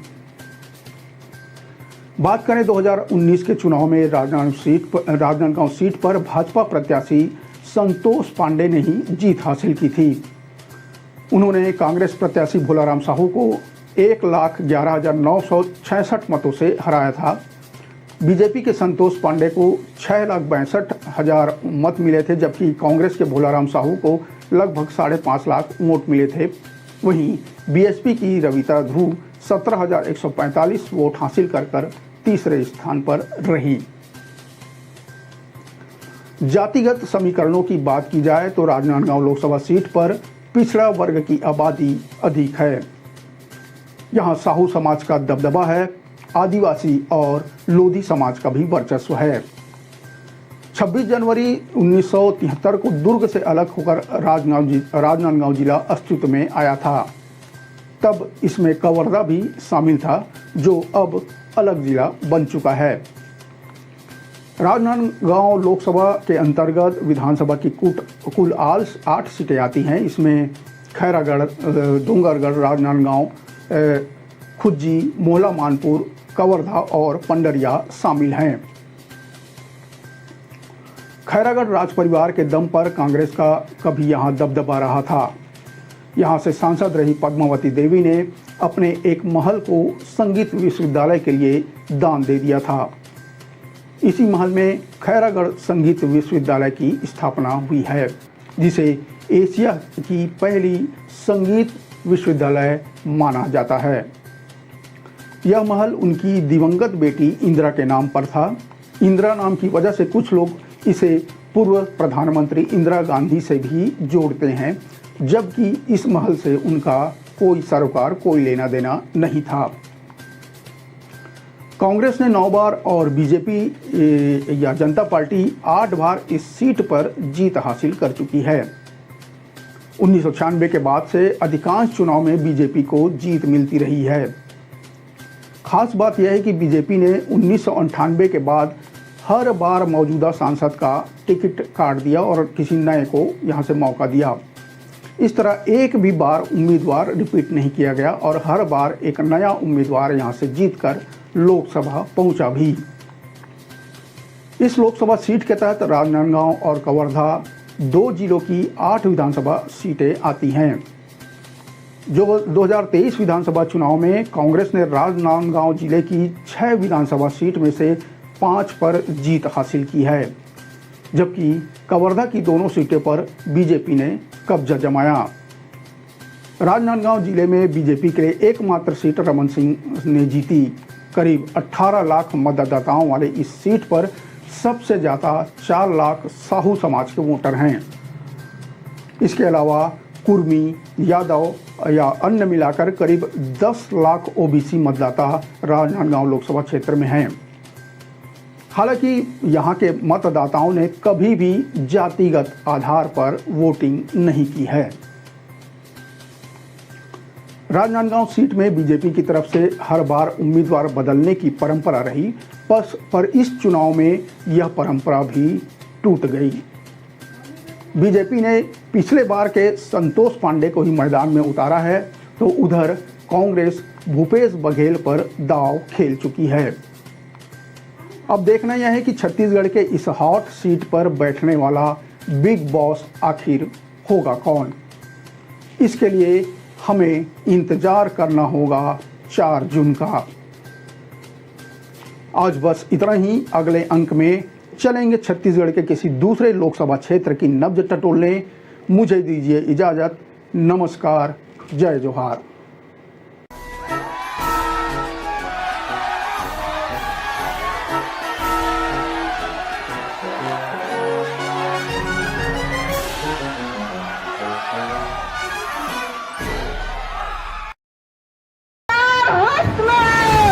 खबर के उस सबको पहलू जेखर से तय उठे आप मन के दिन हमारे छत्तीसगढ़ के तीज त्योहार है, चाहे हरेली हो, तीजा। प्रदेश के हर वो खबर जेखर से जुड़े हैं आप मन के भावना।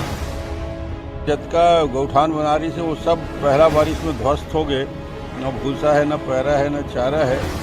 हर वो खबर जेखर से जुड़े हैं आप मन के उम्मीद। में अगर काम अच्छा नहीं हो रहा है, मैं शायद पीछे रहूं, मैं उस विभाग में ना रहूं तो बेहतर काम हो। खबर के वो जम्मो सच जेखर से जुड़े हैं आप मन के एहसास। तो पहले अपने आप को तो अपने घर को तो संभाल लो। जब किसान बैठे हैं तो उनसे मिलने की, उनसे बात करने की फुर्सत नहीं है। चुनी हुई सरकारों को हटाने के लिए षड्यंत्र रची जा रही है। खबर के आगाज ले अंजाम तक के सफर। मुझे लगता है भाजपा का नैतिक अधिकार नहीं है। क्या भाजपा राम केवल भाजपा के ही है? देखो खबर 36 आपके अपन चैनल न्यूज 36 में। वो सीट जिसने रमन सिंह की किस्मत बदल दी थी। रमन सिंह के अच्छे दिन लौट आए थे। क्या वही सीट अब पूर्व सीएम भूपेश बघेल के भी अच्छे दिन ला पाएगी? वो सीट बीजेपी का गढ़ बन गई। जी हां, राजनांदगांव, जिसे राजनीतिक एक्सपर्ट छत्तीसगढ़ बीजेपी का गांव भी कहते हैं। इस सीट पर अब छत्तीसगढ़ के पूर्व मुख्यमंत्री भूपेश बघेल लोकसभा के लिए मैदान में हैं। वैसे तो भूपेश बघेल एक बार सीएम बन चुके हैं, लेकिन इसी सीट से वो एक बार अपने अच्छे दिन की तलाश में हैं। 1998 में विधानसभा चुनाव हारने के बाद इसी सीट से लोकसभा चुनाव में मिली जीत ने रमन सिंह के अच्छे दिन वापस ला दिए थे। यह सीट कई कारणों से चर्चा में रही है। इसी सीट से बीजेपी सांसद प्रदीप गांधी ऑपरेशन दुर्योधन में संसद में सवाल पूछने के जवाब में पैसे मांगते हुए कैमरे में कैद हो गए थे। महुआ मोइत्रा की तरह उन्हें भी निष्कासित किया गया था। लेकिन इस सीट का इतिहास क्या है, मतदाताओं का लेखा जोखा क्या है, कौन कब कब यहाँ से जीता, इसे भी जानना बेहद जरूरी है। नमस्कार, मैं हूँ नवीन और इस बार बात छत्तीसगढ़ की सबसे हॉट सीट राजनांदगांव की।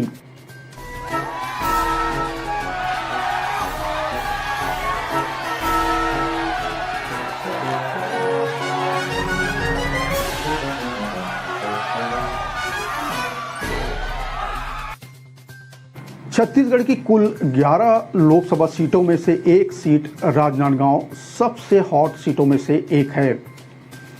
राजनांदगांव लोकसभा सीट साल 1957 में अस्तित्व में आई।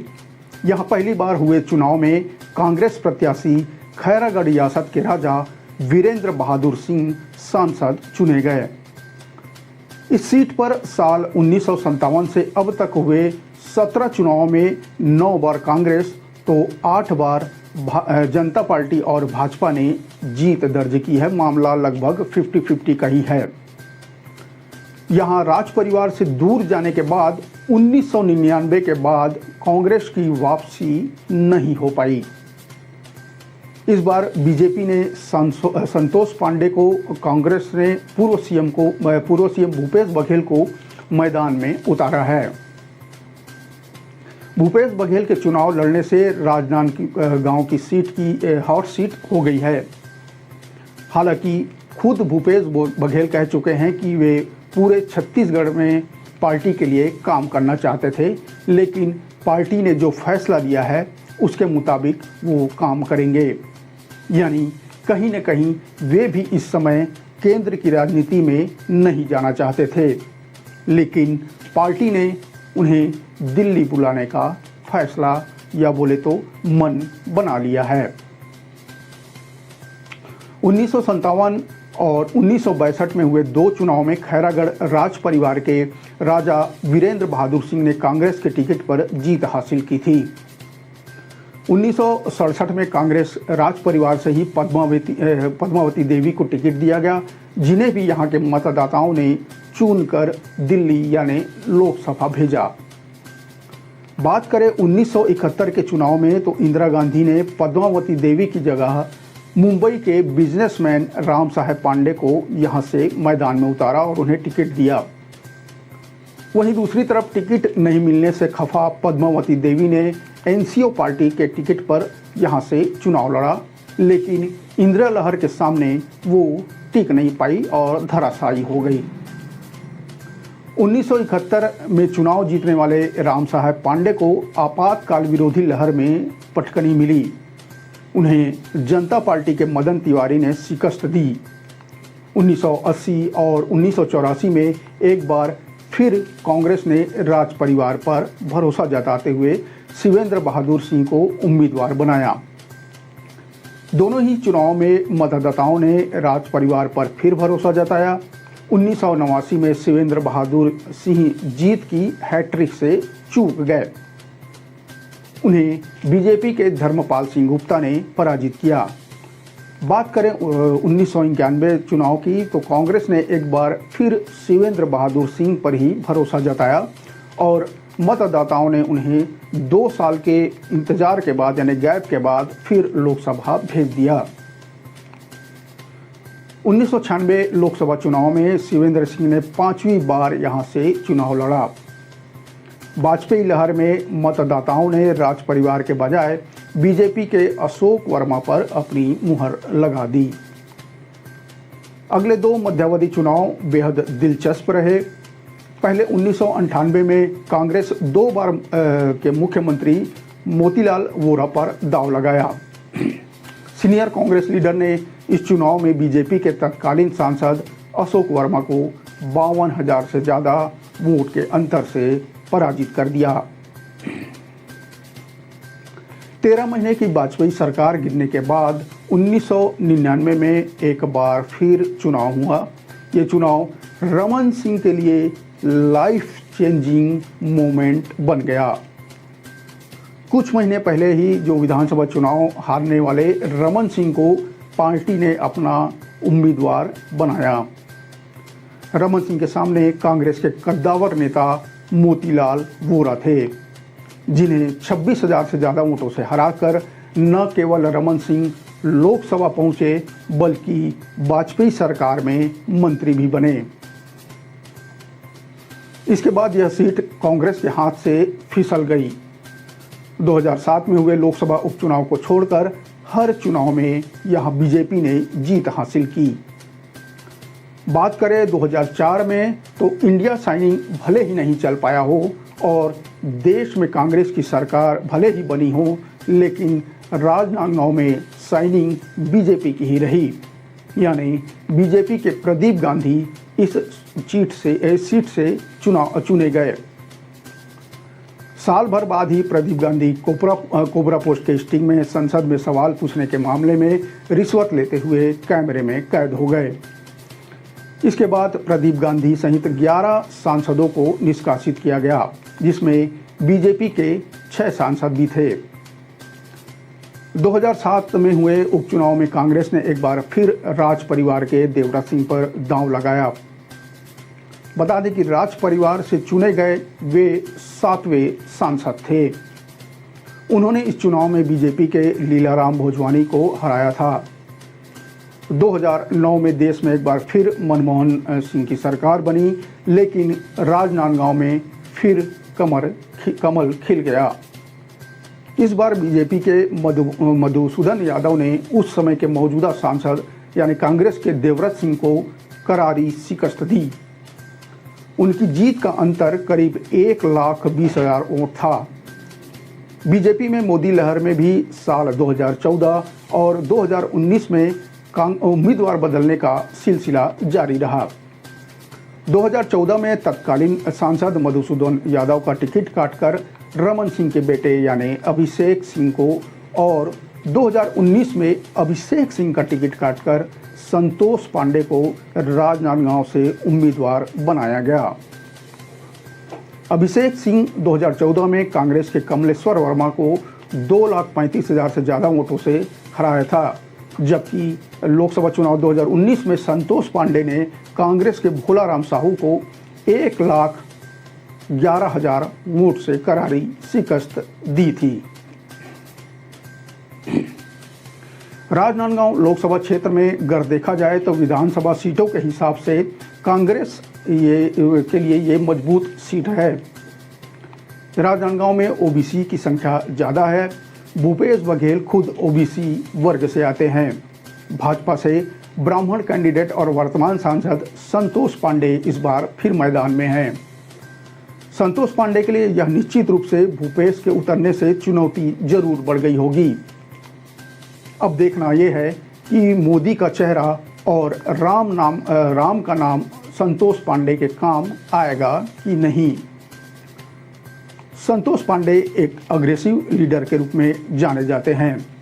बस्तर में धर्मांतरण के मुद्दे पर भी उन्होंने मोर्चा संभाल रखा था, लेकिन राजनांदगांव में भूपेश बघेल के आने से उन्हें थोड़ी परेशानी तो जरूर हो सकती है। दूसरी तरफ नजर डालें, राजनांदगांव से ही पूर्व मुख्यमंत्री डॉक्टर रमन सिंह भी विधायक हैं। डॉक्टर रमन सिंह भी अपने बेटे अभिषेक सिंह को राजनांदगांव से चुनाव लड़वाना चाहते थे, लेकिन पार्टी ने संदेश दिया कि परिवारवाद से दूरी बनानी होगी। डॉक्टर रमन सिंह बेहद लोकप्रिय चेहरा हैं, लेकिन बेटे को टिकट न मिलने के बाद उनके चेहरे की लोकप्रियता का कितना फायदा संतोष पांडे को मिल सकेगा, ये तो 4 जून को ही पता चलेगा। भूपेश बघेल का यह तीसरी बार लोकसभा चुनाव होगा। 2004 में उन्होंने दुर्ग और 2009 में उन्होंने रायपुर से भी लोकसभा सीट से अपना किस्मत आजमाया था। इन दोनों चुनाव में उन्हें हार का सामना करना पड़ा था। अब पार्टी ने उन्हें राजनांदगांव से प्रत्याशी बनाया है। यह सीट कांग्रेस के लिए हमेशा से मुश्किलों भरी रही है। पूर्व मुख्यमंत्री मोतीलाल वोरा के बाद से यहां कांग्रेस का कोई नेता चुनाव नहीं जीत पाया। भूपेश बघेल दुर्ग जिले की पाटन सीट से वर्तमान में विधायक हैं। भाजपा ने जो विधानसभा में उनके खिलाफ दुर्ग सांसद विजय बघेल को उतारा था, लेकिन भूपेश बघेल ने विजय बघेल को मात दे दी थी। बात करें 2019 के चुनाव में राजनांदगांव सीट पर भाजपा प्रत्याशी संतोष पांडे ने ही जीत हासिल की थी। उन्होंने कांग्रेस प्रत्याशी भोलाराम साहू को 1,11,966 मतों से हराया था। बीजेपी के संतोष पांडे को 6,62,000 मत मिले थे, जबकि कांग्रेस के भोलाराम साहू को लगभग 5.5 लाख वोट मिले थे। वहीं बीएसपी की रविता ध्रुव 17,145 वोट हासिल कर तीसरे स्थान पर रही। जातिगत समीकरणों की बात की जाए तो राजनांदगांव लोकसभा सीट पर पिछड़ा वर्ग की आबादी अधिक है। यहां साहू समाज का दबदबा है। आदिवासी और लोधी समाज का भी वर्चस्व है। 26 जनवरी 1973 को दुर्ग से अलग होकर राजनांदगांव जिला अस्तित्व में आया था। तब इसमें कवर्धा भी शामिल था, जो अब अलग जिला बन चुका है। राजनांदगांव लोकसभा के अंतर्गत विधानसभा की कुल 8 सीटें आती हैं। इसमें खैरागढ़, डोंगरगढ़, राजनांदगांव, खुज्जी, मोहला मानपुर, कवर्धा और पंडरिया शामिल हैं। खैरागढ़ राज परिवार के दम पर कांग्रेस का कभी यहाँ दबदबा रहा था। यहाँ से सांसद रही पद्मावती देवी ने अपने एक महल को संगीत विश्वविद्यालय के लिए दान दे दिया था। इसी महल में खैरागढ़ संगीत विश्वविद्यालय की स्थापना हुई है, जिसे एशिया की पहली संगीत विश्वविद्यालय माना जाता है। यह महल उनकी दिवंगत बेटी इंदिरा के नाम पर था। इंदिरा नाम की वजह से कुछ लोग इसे पूर्व प्रधानमंत्री इंदिरा गांधी से भी जोड़ते हैं, जबकि इस महल से उनका कोई सरोकार, कोई लेना देना नहीं था। कांग्रेस ने 9 बार और बीजेपी या जनता पार्टी 8 बार इस सीट पर जीत हासिल कर चुकी है। 1996 के बाद से अधिकांश चुनाव में बीजेपी को जीत मिलती रही है। खास बात यह है कि बीजेपी ने 1998 के बाद हर बार मौजूदा सांसद का टिकट काट दिया और किसी नए को यहां से मौका दिया। इस तरह एक भी बार उम्मीदवार रिपीट नहीं किया गया और हर बार एक नया उम्मीदवार यहां से जीतकर लोकसभा पहुंचा भी। इस लोकसभा सीट के तहत राजनांदगांव और कवर्धा 2 जिलों की 8 विधानसभा सीटें आती हैं। जो 2023 विधानसभा चुनाव में कांग्रेस ने राजनांदगांव जिले की 6 विधानसभा सीट में से 5 पर जीत हासिल की है, जबकि कवर्धा की दोनों सीटों पर बीजेपी ने कब्जा जमाया। राजनांदगांव जिले में बीजेपी के लिए एकमात्र सीट रमन सिंह ने जीती। करीब 18 लाख मतदाताओं वाले इस सीट पर सबसे ज़्यादा 4 लाख साहू समाज के वोटर हैं। इसके अलावा कुर्मी, यादव या अन्य मिलाकर करीब 10 लाख ओबीसी मतदाता राजनांदगांव लोकसभा क्षेत्र में हैं। हालांकि यहाँ के मतदाताओं ने कभी भी जातिगत आधार पर वोटिंग नहीं की है। राजनांदगांव सीट में बीजेपी की तरफ से हर बार उम्मीदवार बदलने की परंपरा रही, पर इस चुनाव में यह परंपरा भी टूट गई। बीजेपी ने पिछले बार के संतोष पांडे को ही मैदान में उतारा है, तो उधर कांग्रेस भूपेश बघेल पर दांव खेल चुकी है। अब देखना यह है कि छत्तीसगढ़ के इस हॉट सीट पर बैठने वाला बिग बॉस आखिर होगा कौन। इसके लिए हमें इंतजार करना होगा 4 जून का। आज बस इतना ही। अगले अंक में चलेंगे छत्तीसगढ़ के किसी दूसरे लोकसभा क्षेत्र की नब्ज टटोलने। मुझे दीजिए इजाजत। नमस्कार, जय जोहार।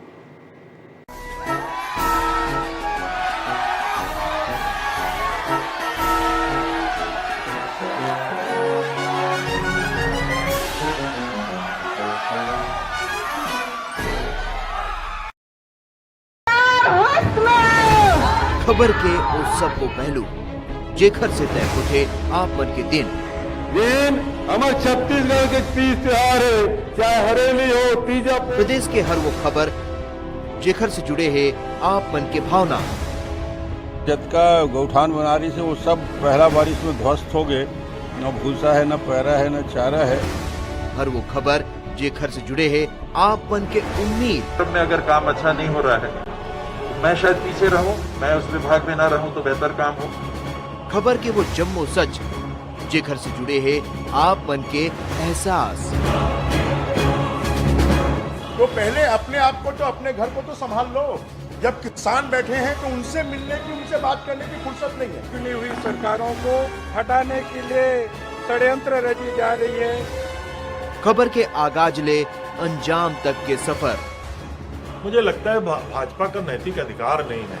क्या भाजपा राम केवल भाजपा के ही है? देखो खबर 36 आपके अपन चैनल न्यूज 36 में।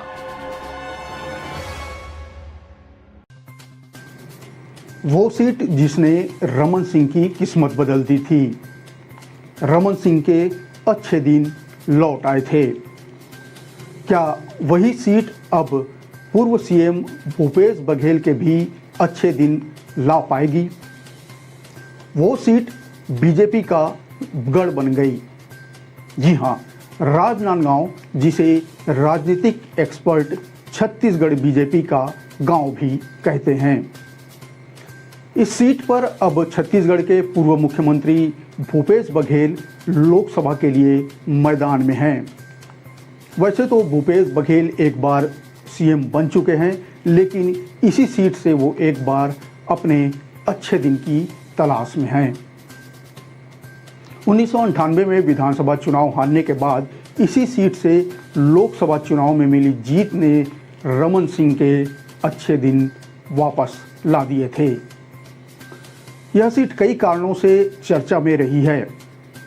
इसी सीट से बीजेपी सांसद प्रदीप गांधी ऑपरेशन दुर्योधन में संसद में सवाल पूछने के जवाब में पैसे मांगते हुए कैमरे में कैद हो गए थे। महुआ मोइत्रा की तरह उन्हें भी निष्कासित किया गया था। लेकिन इस सीट का इतिहास क्या है, मतदाताओं का लेखा जोखा क्या है, कौन कब कब यहाँ से जीता, इसे भी जानना बेहद जरूरी है। नमस्कार, मैं हूं नवीन और इस बार बात छत्तीसगढ़ की सबसे हॉट सीट राजनांदगांव की।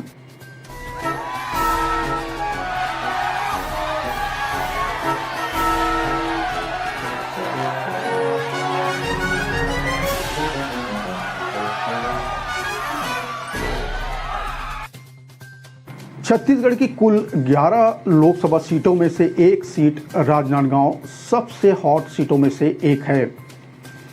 राजनांदगांव लोकसभा सीट साल 1957 में अस्तित्व में आई। यहां पहली बार हुए चुनाव में कांग्रेस प्रत्याशी खैरागढ़ रियासत के राजा वीरेंद्र बहादुर सिंह सांसद चुने गए। इस सीट पर साल 1957 से अब तक हुए 17 चुनावों में 9 बार कांग्रेस तो 8 बार जनता पार्टी और भाजपा ने जीत दर्ज की है। मामला लगभग 50-50 का ही है। यहां राज परिवार से दूर जाने के बाद 1999 के बाद कांग्रेस की वापसी नहीं हो पाई। इस बार बीजेपी ने संतोष पांडे को, कांग्रेस ने पूर्व सीएम भूपेश बघेल को मैदान में उतारा है। भूपेश बघेल के चुनाव लड़ने से राजनांदगांव की सीट की हॉट सीट हो गई है। हालांकि खुद भूपेश बघेल कह चुके हैं कि वे पूरे छत्तीसगढ़ में पार्टी के लिए काम करना चाहते थे, लेकिन पार्टी ने जो फैसला लिया है उसके मुताबिक वो काम करेंगे। यानी कहीं न कहीं वे भी इस समय केंद्र की राजनीति में नहीं जाना चाहते थे, लेकिन पार्टी ने उन्हें दिल्ली बुलाने का फैसला या बोले तो मन बना लिया है। 1957 और 1962 में हुए 2 चुनाव में खैरागढ़ राज परिवार के राजा वीरेंद्र बहादुर सिंह ने कांग्रेस के टिकट पर जीत हासिल की थी। 1967 में कांग्रेस राज परिवार से ही पद्मावती देवी को टिकट दिया गया, जिन्हें भी यहाँ के मतदाताओं ने चुनकर दिल्ली यानी लोकसभा भेजा। बात करें 1971 के चुनाव में तो इंदिरा गांधी ने पद्मावती देवी की जगह मुंबई के बिजनेसमैन राम साहेब पांडे को यहां से मैदान में उतारा और उन्हें टिकट दिया। वहीं दूसरी तरफ टिकट नहीं मिलने से खफा पद्मावती देवी ने एनसीओ पार्टी के टिकट पर यहां से चुनाव लड़ा, लेकिन इंदिरा लहर के सामने वो टिक नहीं पाई और धराशायी हो गई। 1971 में चुनाव जीतने वाले राम साहेब पांडे को आपातकाल विरोधी लहर में पटकनी मिली। उन्हें जनता पार्टी के मदन तिवारी ने शिकस्त दी। 1980 और 1984 में एक बार फिर कांग्रेस ने राज परिवार पर भरोसा जताते हुए शिवेंद्र बहादुर सिंह को उम्मीदवार बनाया। दोनों ही चुनाव में मतदाताओं ने राज परिवार पर फिर भरोसा जताया। 1989 में शिवेंद्र बहादुर सिंह जीत की हैट्रिक से चूक गए। उन्हें बीजेपी के धर्मपाल सिंह गुप्ता ने पराजित किया। बात करें 1991 चुनाव की तो कांग्रेस ने एक बार फिर शिवेंद्र बहादुर सिंह पर ही भरोसा जताया और मतदाताओं ने उन्हें 2 साल के इंतजार के बाद यानी गैप के बाद फिर लोकसभा भेज दिया। 1996 लोकसभा चुनाव में शिवेंद्र सिंह ने 5वीं बार यहां से चुनाव लड़ा। वाजपेयी लहर में मतदाताओं ने राज परिवार के बजाय बीजेपी के अशोक वर्मा पर अपनी मुहर लगा दी। अगले 2 मध्यावधि चुनाव बेहद दिलचस्प रहे। पहले 1998 में कांग्रेस 2 बार के मुख्यमंत्री मोतीलाल वोरा पर दांव लगाया। सीनियर कांग्रेस लीडर ने इस चुनाव में बीजेपी के तत्कालीन सांसद अशोक वर्मा को 52,000 से ज़्यादा वोट के अंतर से पराजित कर दिया। 13 महीने की वाजपेयी सरकार गिरने के बाद 1999 में एक बार फिर चुनाव हुआ। ये चुनाव रमन सिंह के लिए लाइफ चेंजिंग मोमेंट बन गया। कुछ महीने पहले ही जो विधानसभा चुनाव हारने वाले रमन सिंह को पार्टी ने अपना उम्मीदवार बनाया। रमन सिंह के सामने कांग्रेस के कद्दावर नेता मोतीलाल वोरा थे, जिन्हें 26,000 से ज़्यादा वोटों से हराकर न केवल रमन सिंह लोकसभा पहुंचे बल्कि वाजपेयी सरकार में मंत्री भी बने। इसके बाद यह सीट कांग्रेस के हाथ से फिसल गई। 2007 में हुए लोकसभा उपचुनाव को छोड़कर हर चुनाव में यहां बीजेपी ने जीत हासिल की। बात करें 2004 में तो इंडिया साइनिंग भले ही नहीं चल पाया हो और देश में कांग्रेस की सरकार भले ही बनी हो, लेकिन राजनांदगांव में साइनिंग बीजेपी की ही रही। यानी बीजेपी के प्रदीप गांधी इस सीट से चुने गए। साल भर बाद ही प्रदीप गांधी कोबरा पोस्ट के स्टिंग में संसद में सवाल पूछने के मामले में रिश्वत लेते हुए कैमरे में कैद हो गए। इसके बाद प्रदीप गांधी सहित 11 सांसदों को निष्कासित किया गया, जिसमें बीजेपी के 6 सांसद भी थे।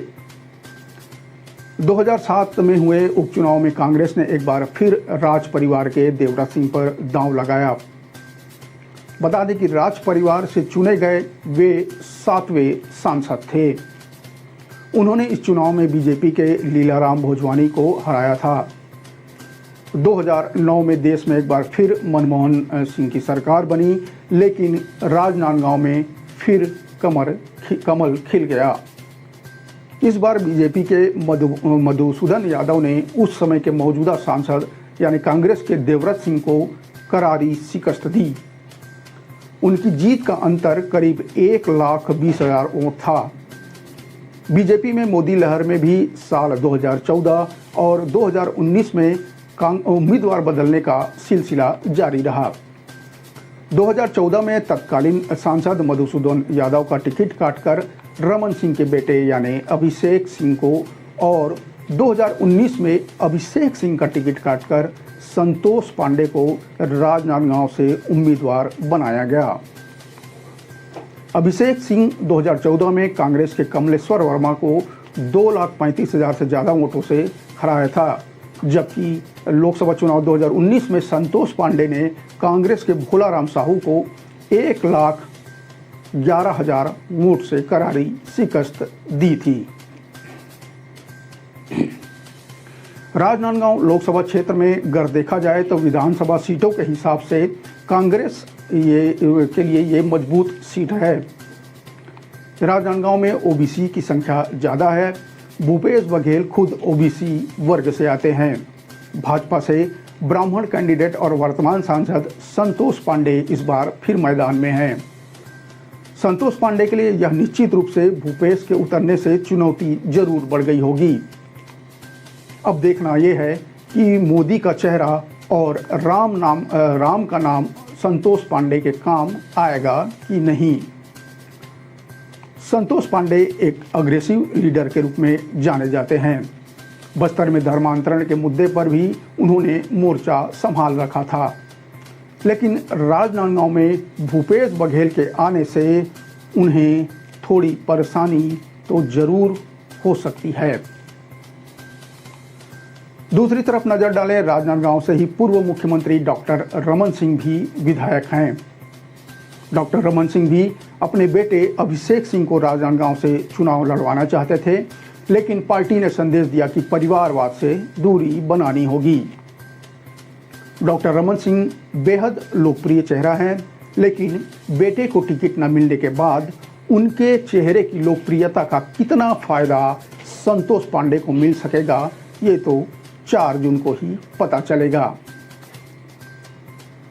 भूपेश बघेल का यह तीसरी बार लोकसभा चुनाव होगा।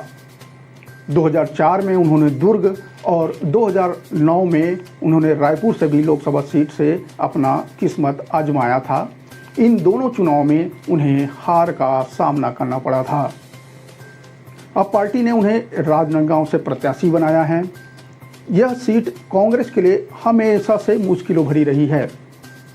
पूर्व मुख्यमंत्री मोतीलाल वोरा के बाद से यहां कांग्रेस का कोई नेता चुनाव नहीं जीत पाया। भूपेश बघेल दुर्ग जिले की पाटन सीट से वर्तमान में विधायक हैं। भाजपा ने जो विधानसभा में उनके खिलाफ दुर्ग सांसद विजय बघेल को उतारा था, लेकिन भूपेश बघेल ने विजय बघेल को मात दे दी थी। बात करें 2019 के चुनाव में राजनांदगांव सीट पर भाजपा प्रत्याशी संतोष पांडे ने ही जीत हासिल की थी। उन्होंने कांग्रेस प्रत्याशी भोलाराम साहू को 1,11,966 मतों से हराया था। बीजेपी के संतोष पांडे को 6,62,000 मत मिले थे, जबकि कांग्रेस के भोलाराम साहू को लगभग 5.5 लाख वोट मिले थे। वहीं बीएसपी की रविता ध्रुव 17,145 वोट हासिल कर तीसरे स्थान पर रही।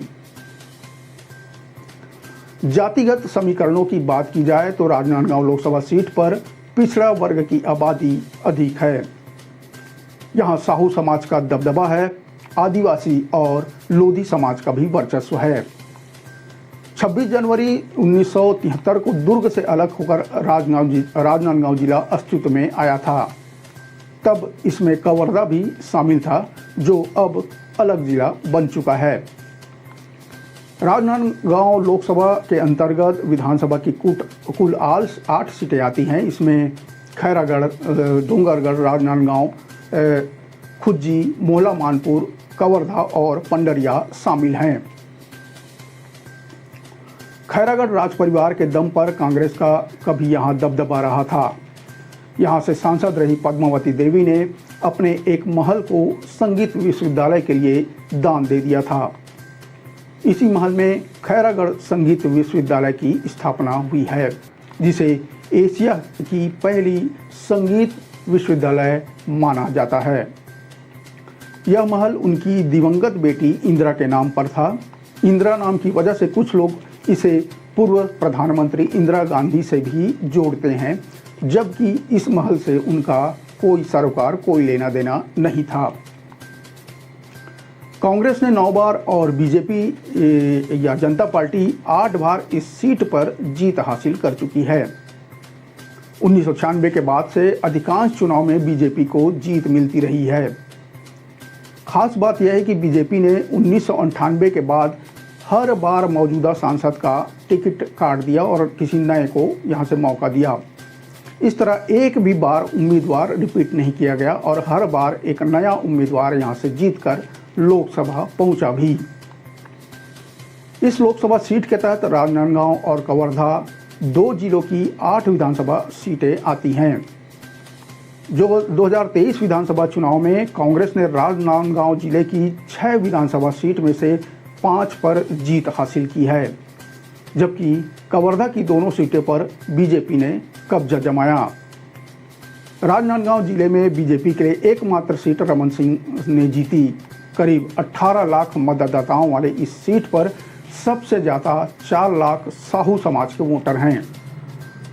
इसके अलावा कुर्मी, यादव या अन्य मिलाकर करीब 10 लाख ओबीसी मतदाता राजनांदगांव लोकसभा क्षेत्र में हैं।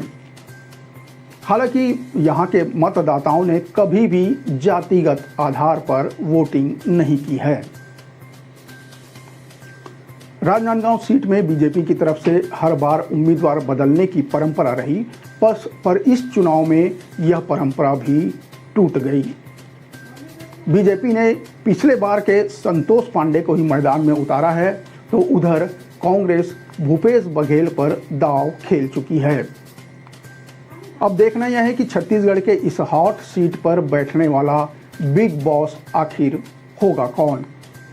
इसके लिए हमें इंतजार करना होगा 4 जून का। आज बस इतना ही। अगले अंक में चलेंगे छत्तीसगढ़ के किसी दूसरे लोकसभा क्षेत्र की नब्ज टटोलने। मुझे दीजिए इजाजत। नमस्कार, जय जोहार।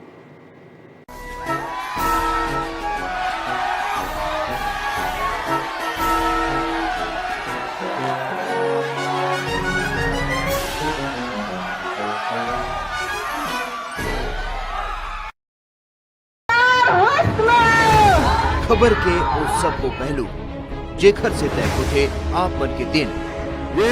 हमारे छत्तीसगढ़ के तीज त्योहार है, चाहे हरेली हो, तीजा। प्रदेश के हर वो खबर जेखर से जुड़े हैं आप मन के भावना।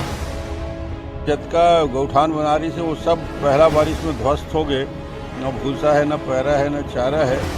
हर वो खबर जेखर से जुड़े हैं आप मन के उम्मीद। में अगर काम अच्छा नहीं हो रहा है तो मैं शायद पीछे रहूं, मैं उस विभाग में ना रहूं तो बेहतर काम हो।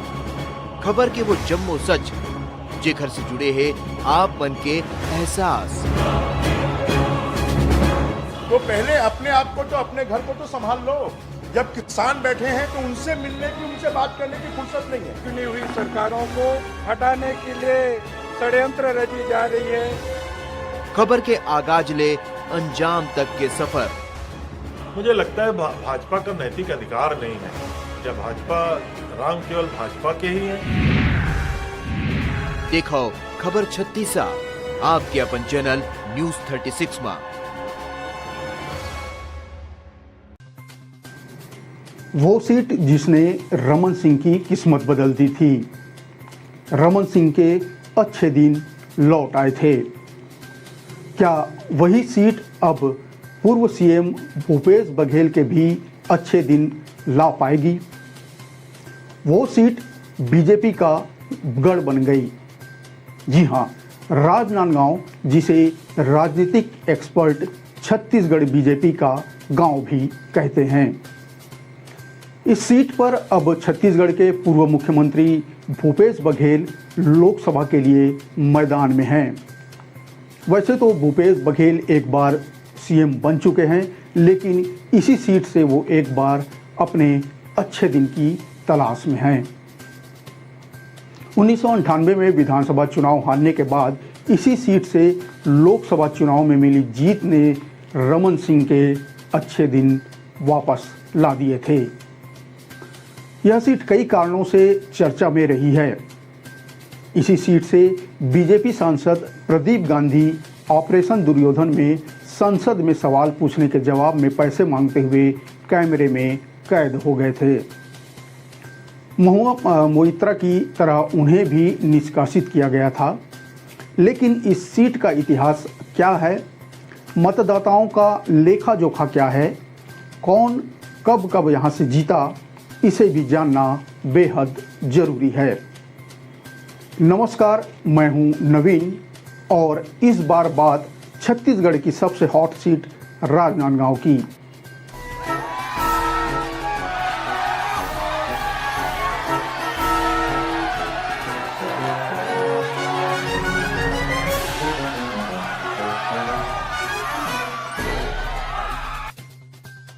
छत्तीसगढ़ की कुल 11 लोकसभा सीटों में से एक सीट राजनांदगांव सबसे हॉट सीटों में से एक है। राजनांदगांव लोकसभा सीट साल 1957 में अस्तित्व में आई। यहां पहली बार हुए चुनाव में कांग्रेस प्रत्याशी खैरागढ़ रियासत के राजा वीरेंद्र बहादुर सिंह सांसद चुने गए। इस सीट पर साल 1957 से अब तक हुए 17 चुनावों में 9 बार कांग्रेस तो 8 बार जनता पार्टी और भाजपा ने जीत दर्ज की है। मामला लगभग 50-50 का ही है। यहां राज परिवार से दूर जाने के बाद 1999 के बाद कांग्रेस की वापसी नहीं हो पाई। इस बार बीजेपी ने संतोष पांडे को, कांग्रेस ने पूर्व सीएम भूपेश बघेल को मैदान में उतारा है। भूपेश बघेल के चुनाव लड़ने से राजनांदगांव की सीट की हॉट सीट हो गई है। हालांकि खुद भूपेश बघेल कह चुके हैं कि वे पूरे छत्तीसगढ़ में पार्टी के लिए काम करना चाहते थे, लेकिन पार्टी ने जो फैसला लिया है उसके मुताबिक वो काम करेंगे। यानी कहीं न कहीं वे भी इस समय केंद्र की राजनीति में नहीं जाना चाहते थे, लेकिन पार्टी ने उन्हें दिल्ली बुलाने का फैसला या बोले तो मन बना लिया है। 1957 और 1962 में हुए 2 चुनाव में खैरागढ़ राज परिवार के राजा वीरेंद्र बहादुर सिंह ने कांग्रेस के टिकट पर जीत हासिल की थी। 1967 में कांग्रेस राज परिवार से ही पद्मावती देवी को टिकट दिया गया, जिन्हें भी यहाँ के मतदाताओं ने चुनकर दिल्ली यानी लोकसभा भेजा। बात करें 1971 के चुनाव में तो इंदिरा गांधी ने पद्मावती देवी की जगह मुंबई के बिजनेसमैन राम साहेब पांडे को यहां से मैदान में उतारा और उन्हें टिकट दिया। वहीं दूसरी तरफ टिकट नहीं मिलने से खफा पद्मावती देवी ने एनसीओ पार्टी के टिकट पर यहां से चुनाव लड़ा, लेकिन इंदिरा लहर के सामने वो टिक नहीं पाई और धराशायी हो गई। 1971 में चुनाव जीतने वाले राम साहेब पांडे को आपातकाल विरोधी लहर में पटकनी मिली। उन्हें जनता पार्टी के मदन तिवारी ने शिकस्त दी। 1980 और 1984 में एक बार फिर कांग्रेस ने राज परिवार पर भरोसा जताते हुए शिवेंद्र बहादुर सिंह को उम्मीदवार बनाया। दोनों ही चुनाव में मतदाताओं ने राज परिवार पर फिर भरोसा जताया। 1989 में शिवेंद्र बहादुर सिंह जीत की हैट्रिक से चूक गए। उन्हें बीजेपी के धर्मपाल सिंह गुप्ता ने पराजित किया। बात करें 1991 चुनाव की तो कांग्रेस ने एक बार फिर शिवेंद्र बहादुर सिंह पर ही भरोसा जताया और मतदाताओं ने उन्हें 2 साल के इंतजार के बाद यानी गैप के बाद फिर लोकसभा भेज दिया। 1996 लोकसभा चुनाव में शिवेंद्र सिंह ने 5वीं बार यहां से चुनाव लड़ा। वाजपेयी लहर में मतदाताओं ने राज परिवार के बजाय बीजेपी के अशोक वर्मा पर अपनी मुहर लगा दी। अगले 2 मध्यावधि चुनाव बेहद दिलचस्प रहे। पहले 1998 में कांग्रेस 2 बार के मुख्यमंत्री मोतीलाल वोरा पर दांव लगाया। सीनियर कांग्रेस लीडर ने इस चुनाव में बीजेपी के तत्कालीन सांसद अशोक वर्मा को 52,000 से ज़्यादा वोट के अंतर से पराजित कर दिया। 13 महीने की वाजपेयी सरकार गिरने के बाद 1999 में एक बार फिर चुनाव हुआ। ये चुनाव रमन सिंह के लिए लाइफ चेंजिंग मोमेंट बन गया। कुछ महीने पहले ही जो विधानसभा चुनाव हारने वाले रमन सिंह को पार्टी ने अपना उम्मीदवार बनाया। रमन सिंह के सामने कांग्रेस के कद्दावर नेता मोतीलाल वोरा थे, जिन्हें 26,000 से ज़्यादा वोटों से हराकर न केवल रमन सिंह लोकसभा पहुंचे बल्कि वाजपेयी सरकार में मंत्री भी बने। इसके बाद यह सीट कांग्रेस के हाथ से फिसल गई। 2007 में हुए लोकसभा उपचुनाव को छोड़कर हर चुनाव में यहां बीजेपी ने जीत हासिल की। बात करें 2004 में तो इंडिया साइनिंग भले ही नहीं चल पाया हो और देश में कांग्रेस की सरकार भले ही बनी हो, लेकिन राजनांदगांव में साइनिंग बीजेपी की ही रही। यानी बीजेपी के प्रदीप गांधी इस सीट से चुने गए। साल भर बाद ही प्रदीप गांधी कोबरा पोस्ट के स्टिंग में संसद में सवाल पूछने के मामले में रिश्वत लेते हुए कैमरे में कैद हो गए। इसके बाद प्रदीप गांधी सहित 11 सांसदों को निष्कासित किया गया, जिसमें बीजेपी के 6 सांसद भी थे। 2007 में हुए उपचुनाव में कांग्रेस ने एक बार फिर राज परिवार के देवराज सिंह पर दांव लगाया। बता दें कि राज परिवार से चुने गए वे 7वें सांसद थे। उन्होंने इस चुनाव में बीजेपी के लीलाराम भोजवानी को हराया था। 2009 में देश में एक बार फिर मनमोहन सिंह की सरकार बनी, लेकिन राजनांदगांव में फिर कमल खिल गया। इस बार बीजेपी के मधुसूदन यादव ने उस समय के मौजूदा सांसद यानी कांग्रेस के देवव्रत सिंह को करारी शिकस्त दी। उनकी जीत का अंतर करीब 1,20,000 वोट था। बीजेपी में मोदी लहर में भी साल 2014 और 2019 में उम्मीदवार बदलने का सिलसिला जारी रहा। 2014 में तत्कालीन सांसद मधुसूदन यादव का टिकट काटकर रमन सिंह के बेटे यानी अभिषेक सिंह को और 2019 में अभिषेक सिंह का टिकट काटकर संतोष पांडे को राजनांदगांव से उम्मीदवार बनाया गया। अभिषेक सिंह 2014 में कांग्रेस के कमलेश्वर वर्मा को 2,35,000 से ज़्यादा वोटों से हराया था, जबकि लोकसभा चुनाव 2019 में संतोष पांडे ने कांग्रेस के भोलाराम साहू को 1,11,000 वोट से करारी शिकस्त दी थी। राजनांदगांव लोकसभा क्षेत्र में अगर देखा जाए तो विधानसभा सीटों के हिसाब से कांग्रेस के लिए ये मजबूत सीट है। राजनांदगांव में ओबीसी की संख्या ज़्यादा है। भूपेश बघेल खुद ओबीसी वर्ग से आते हैं। भाजपा से ब्राह्मण कैंडिडेट और वर्तमान सांसद संतोष पांडे इस बार फिर मैदान में हैं। संतोष पांडे के लिए यह निश्चित रूप से भूपेश के उतरने से चुनौती जरूर बढ़ गई होगी। अब देखना यह है कि मोदी का चेहरा और राम का नाम संतोष पांडे के काम आएगा कि नहीं। संतोष पांडे एक अग्रेसिव लीडर के रूप में जाने जाते हैं। बस्तर में धर्मांतरण के मुद्दे पर भी उन्होंने मोर्चा संभाल रखा था, लेकिन राजनांदगांव में भूपेश बघेल के आने से उन्हें थोड़ी परेशानी तो जरूर हो सकती है। दूसरी तरफ नजर डालें, राजनांदगांव से ही पूर्व मुख्यमंत्री डॉक्टर रमन सिंह भी विधायक हैं। डॉक्टर रमन सिंह भी अपने बेटे अभिषेक सिंह को राजनांदगांव से चुनाव लड़वाना चाहते थे, लेकिन पार्टी ने संदेश दिया कि परिवारवाद से दूरी बनानी होगी। डॉक्टर रमन सिंह बेहद लोकप्रिय चेहरा हैं, लेकिन बेटे को टिकट न मिलने के बाद उनके चेहरे की लोकप्रियता का कितना फायदा संतोष पांडे को मिल सकेगा, ये तो 4 जून को ही पता चलेगा। भूपेश बघेल का यह तीसरी बार लोकसभा चुनाव होगा। 2004 में उन्होंने दुर्ग और 2009 में उन्होंने रायपुर से भी लोकसभा सीट से अपना किस्मत आजमाया था। इन दोनों चुनाव में उन्हें हार का सामना करना पड़ा था। अब पार्टी ने उन्हें राजनांदगांव से प्रत्याशी बनाया है। यह सीट कांग्रेस के लिए हमेशा से मुश्किलों भरी रही है। पूर्व मुख्यमंत्री मोतीलाल वोरा के बाद से यहां कांग्रेस का कोई नेता चुनाव नहीं जीत पाया। भूपेश बघेल दुर्ग जिले की पाटन सीट से वर्तमान में विधायक हैं। भाजपा ने जो विधानसभा में उनके खिलाफ दुर्ग सांसद विजय बघेल को उतारा था, लेकिन भूपेश बघेल ने विजय बघेल को मात दे दी थी। बात करें 2019 के चुनाव में राजनांदगांव सीट पर भाजपा प्रत्याशी संतोष पांडे ने ही जीत हासिल की थी।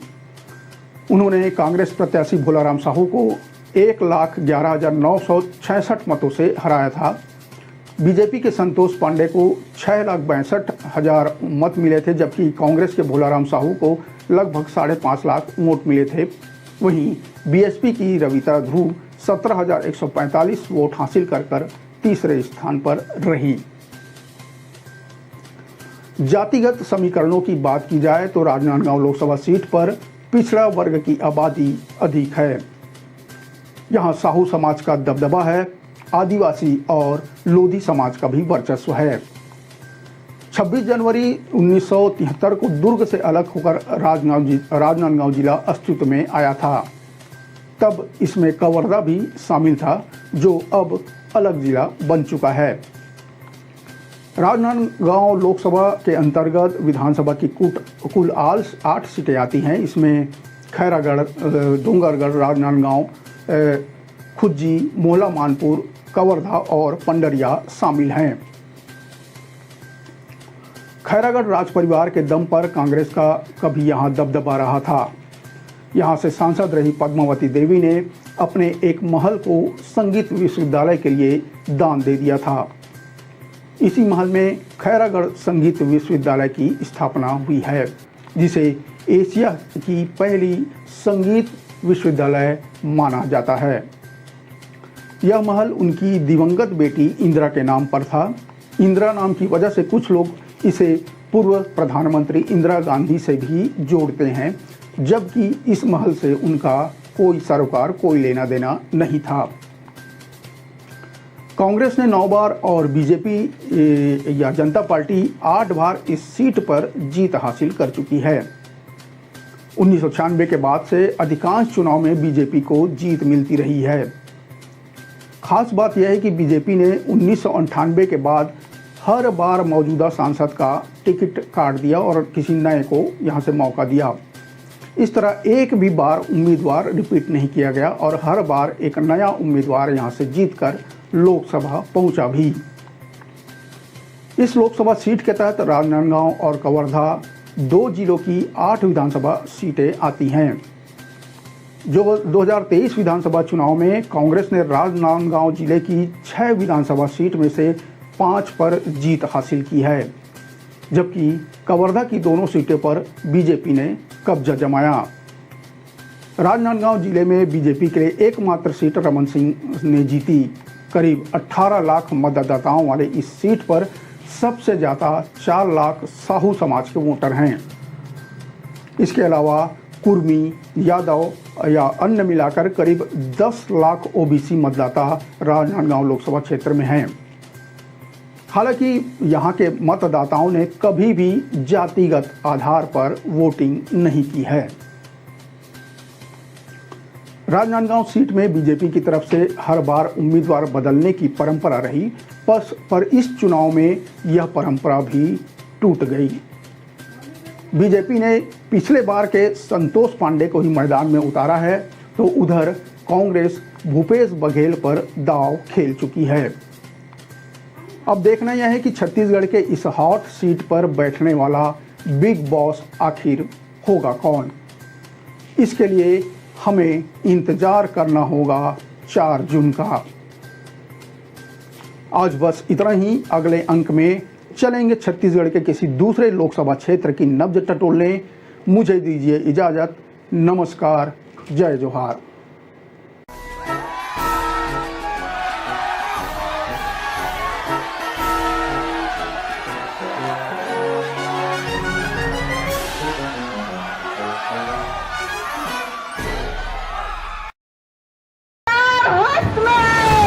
खबर के उस सब को पहलू जेखर से तय उठे आप मन के दिन हमारे छत्तीसगढ़ के तीज त्योहार है, चाहे हरेली हो, तीजा। प्रदेश के हर वो खबर जेखर से जुड़े हैं आप मन के भावना। जतका गौठान बना रही से वो सब पहला बारिश में ध्वस्त हो गए। न भूसा है, न पैरा है, न चारा है। हर वो खबर जेखर से जुड़े हैं आप मन के उम्मीद। में अगर काम अच्छा नहीं हो रहा है, मैं शायद पीछे रहूं, मैं उस विभाग में ना रहूं तो बेहतर काम हो। खबर के वो जम्मो सच जेखर से जुड़े हैं आप मन के एहसास। तो पहले अपने आप को, तो अपने घर को तो संभाल लो। जब किसान बैठे हैं तो उनसे मिलने की, उनसे बात करने की फुर्सत नहीं है। चुनी हुई सरकारों को हटाने के लिए षड्यंत्र रची जा रही है। खबर के आगाज ले अंजाम तक के सफर। मुझे लगता है भाजपा का नैतिक अधिकार नहीं है। क्या भाजपा राम केवल भाजपा के ही है? देखो खबर 36 आपके अपन चैनल न्यूज 36 में। वो सीट जिसने रमन सिंह की किस्मत बदल दी थी। रमन सिंह के अच्छे दिन लौट आए थे। क्या वही सीट अब पूर्व सीएम भूपेश बघेल के भी अच्छे दिन ला पाएगी? वो सीट बीजेपी का गढ़ बन गई।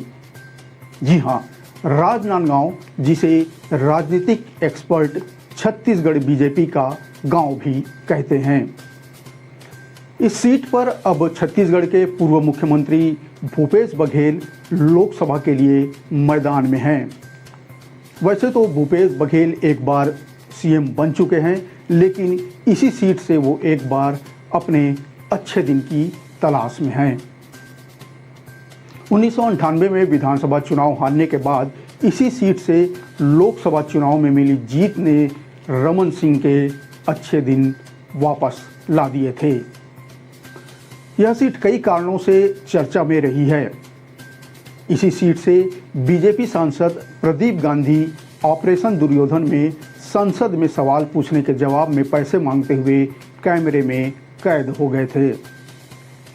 महुआ मोइत्रा की तरह उन्हें भी निष्कासित किया गया था। लेकिन इस सीट का इतिहास क्या है, मतदाताओं का लेखा जोखा क्या है, कौन कब कब यहाँ से जीता, इसे भी जानना बेहद जरूरी है। नमस्कार, मैं हूं नवीन और इस बार बात छत्तीसगढ़ की सबसे हॉट सीट राजनांदगांव की।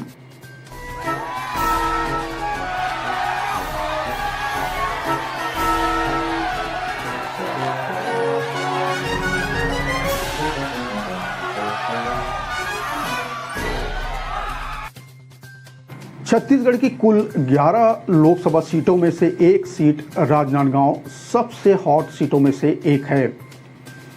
राजनांदगांव लोकसभा सीट साल 1957 में अस्तित्व में आई। यहां पहली बार हुए चुनाव में कांग्रेस प्रत्याशी खैरागढ़ रियासत के राजा वीरेंद्र बहादुर सिंह सांसद चुने गए। इस सीट पर साल 1957 से अब तक हुए 17 चुनावों में 9 बार कांग्रेस तो 8 बार जनता पार्टी और भाजपा ने जीत दर्ज की है। मामला लगभग 50-50 का ही है। यहां राज परिवार से दूर जाने के बाद 1999 के बाद कांग्रेस की वापसी नहीं हो पाई। इस बार बीजेपी ने संतोष पांडे को, कांग्रेस ने पूर्व सीएम भूपेश बघेल को मैदान में उतारा है। भूपेश बघेल के चुनाव लड़ने से राजनांदगांव की सीट की हॉट सीट हो गई है। हालांकि खुद भूपेश बघेल कह चुके हैं कि वे पूरे छत्तीसगढ़ में पार्टी के लिए काम करना चाहते थे, लेकिन पार्टी ने जो फैसला लिया है उसके मुताबिक वो काम करेंगे। यानी कहीं न कहीं वे भी इस समय केंद्र की राजनीति में नहीं जाना चाहते थे, लेकिन पार्टी ने उन्हें दिल्ली बुलाने का फैसला या बोले तो मन बना लिया है। 1957 और 1962 में हुए 2 चुनाव में खैरागढ़ राज परिवार के राजा वीरेंद्र बहादुर सिंह ने कांग्रेस के टिकट पर जीत हासिल की थी। 1967 में कांग्रेस राज परिवार से ही पद्मावती देवी को टिकट दिया गया, जिन्हें भी यहाँ के मतदाताओं ने चुनकर दिल्ली यानी लोकसभा भेजा।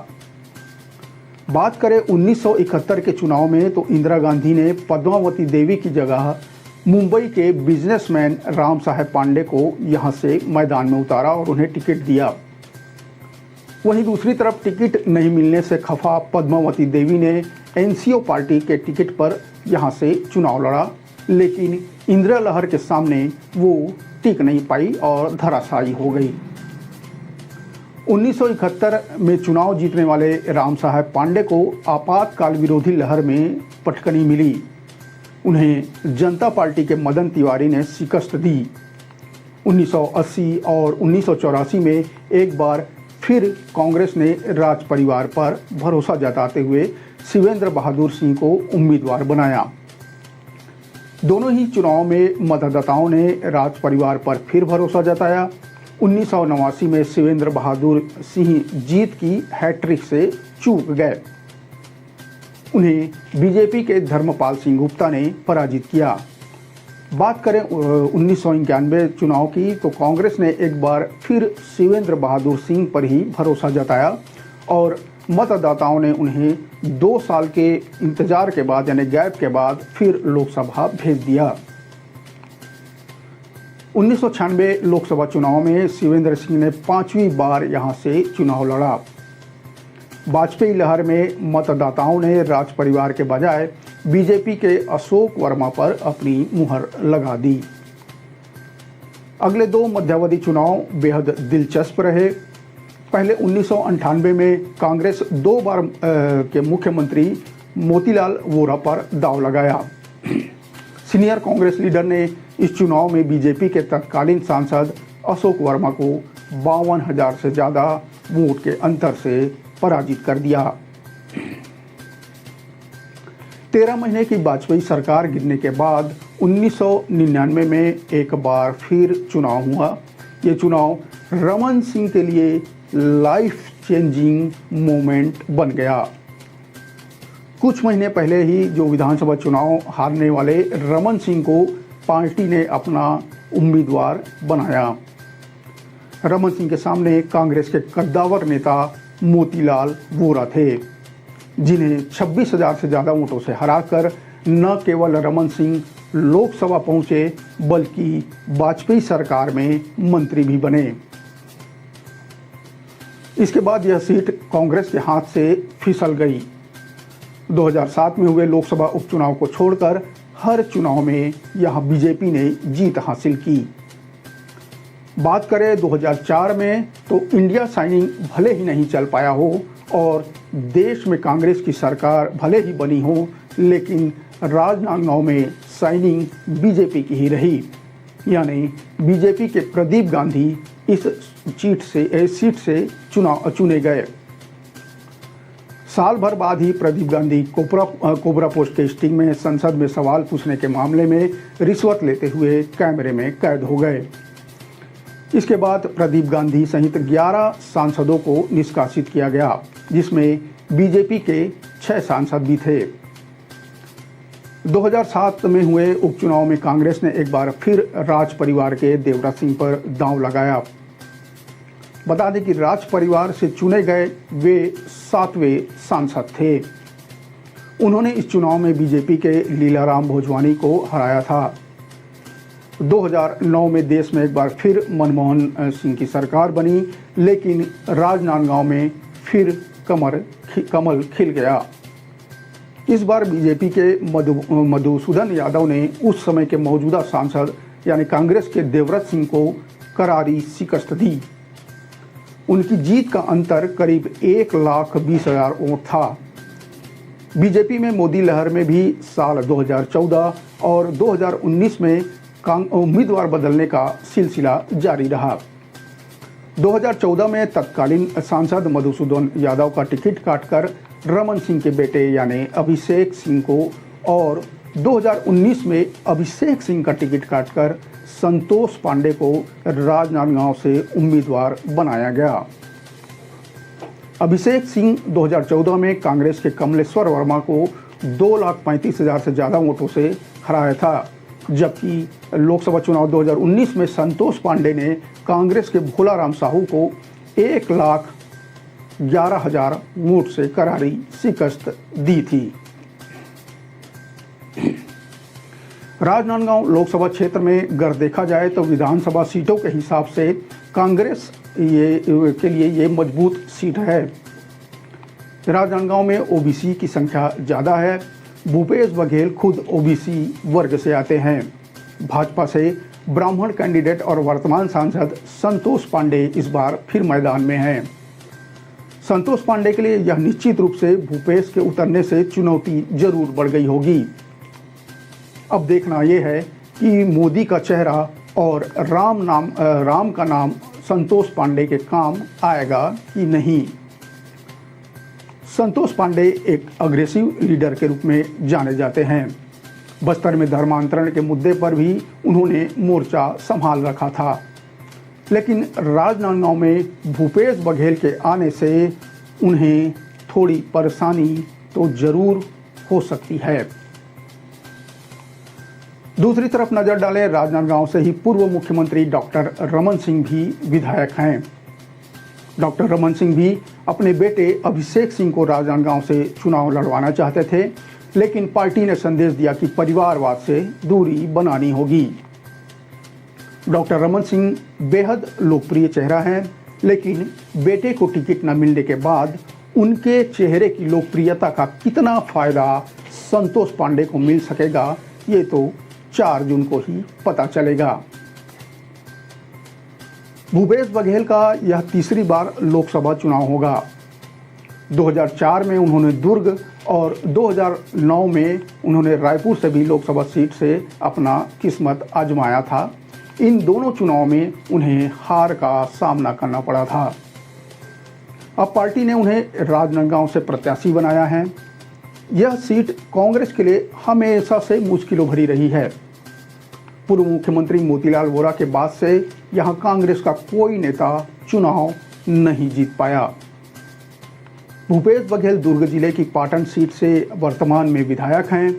भाजपा ने जो विधानसभा में उनके खिलाफ दुर्ग सांसद विजय बघेल को उतारा था, लेकिन भूपेश बघेल ने विजय बघेल को मात दे दी थी। बात करें 2019 के चुनाव में राजनांदगांव सीट पर भाजपा प्रत्याशी संतोष पांडे ने ही जीत हासिल की थी। उन्होंने कांग्रेस प्रत्याशी भोलाराम साहू को 1,11,966 मतों से हराया था। बीजेपी के संतोष पांडे को 6,62,000 मत मिले थे, जबकि कांग्रेस के भोलाराम साहू को लगभग 5.5 लाख वोट मिले थे। वहीं बीएसपी की रविता ध्रुव 17,145 वोट हासिल कर तीसरे स्थान पर रही। जातिगत समीकरणों की बात की जाए तो राजनांदगांव लोकसभा सीट पर पिछड़ा वर्ग की आबादी अधिक है। यहां साहू समाज का दबदबा है, आदिवासी और लोधी समाज का भी वर्चस्व है। 26 जनवरी 1973 को दुर्ग से अलग होकर राजनांदगांव जिला अस्तित्व में आया था। तब इसमें कवर्धा भी शामिल था, जो अब अलग जिला बन चुका है। राजनांदगांव लोकसभा के अंतर्गत विधानसभा की कुल 8 सीटें आती हैं। इसमें खैरागढ़, डोंगरगढ़, राजनांदगांव, खुज्जी, मोहला मानपुर, कवर्धा और पंडरिया शामिल हैं। खैरागढ़ राज परिवार के दम पर कांग्रेस का कभी यहां दबदबा रहा था। यहां से सांसद रही पद्मावती देवी ने अपने एक महल को संगीत विश्वविद्यालय के लिए दान दे दिया था। इसी महल में खैरागढ़ संगीत विश्वविद्यालय की स्थापना हुई है, जिसे एशिया की पहली संगीत विश्वविद्यालय माना जाता है। यह महल उनकी दिवंगत बेटी इंदिरा के नाम पर था। इंदिरा नाम की वजह से कुछ लोग इसे पूर्व प्रधानमंत्री इंदिरा गांधी से भी जोड़ते हैं, जबकि इस महल से उनका कोई सरोकार, कोई लेना देना नहीं था। कांग्रेस ने 9 बार और बीजेपी या जनता पार्टी 8 बार इस सीट पर जीत हासिल कर चुकी है। 1996 के बाद से अधिकांश चुनाव में बीजेपी को जीत मिलती रही है। खास बात यह है कि बीजेपी ने 1998 के बाद हर बार मौजूदा सांसद का टिकट काट दिया और किसी नए को यहां से मौका दिया। इस तरह एक भी बार उम्मीदवार रिपीट नहीं किया गया और हर बार एक नया उम्मीदवार यहां से जीतकर लोकसभा पहुंचा भी। इस लोकसभा सीट के तहत राजनांदगांव और कवर्धा 2 जिलों की 8 विधानसभा सीटें आती हैं। जो 2023 विधानसभा चुनाव में कांग्रेस ने राजनांदगांव जिले की 6 विधानसभा सीट में से 5 पर जीत हासिल की है, जबकि कवर्धा की दोनों सीटों पर बीजेपी ने कब्जा जमाया। राजनांदगांव जिले में बीजेपी के लिए एकमात्र सीट रमन सिंह ने जीती। करीब 18 लाख मतदाताओं वाले इस सीट पर सबसे ज़्यादा 4 लाख साहू समाज के वोटर हैं।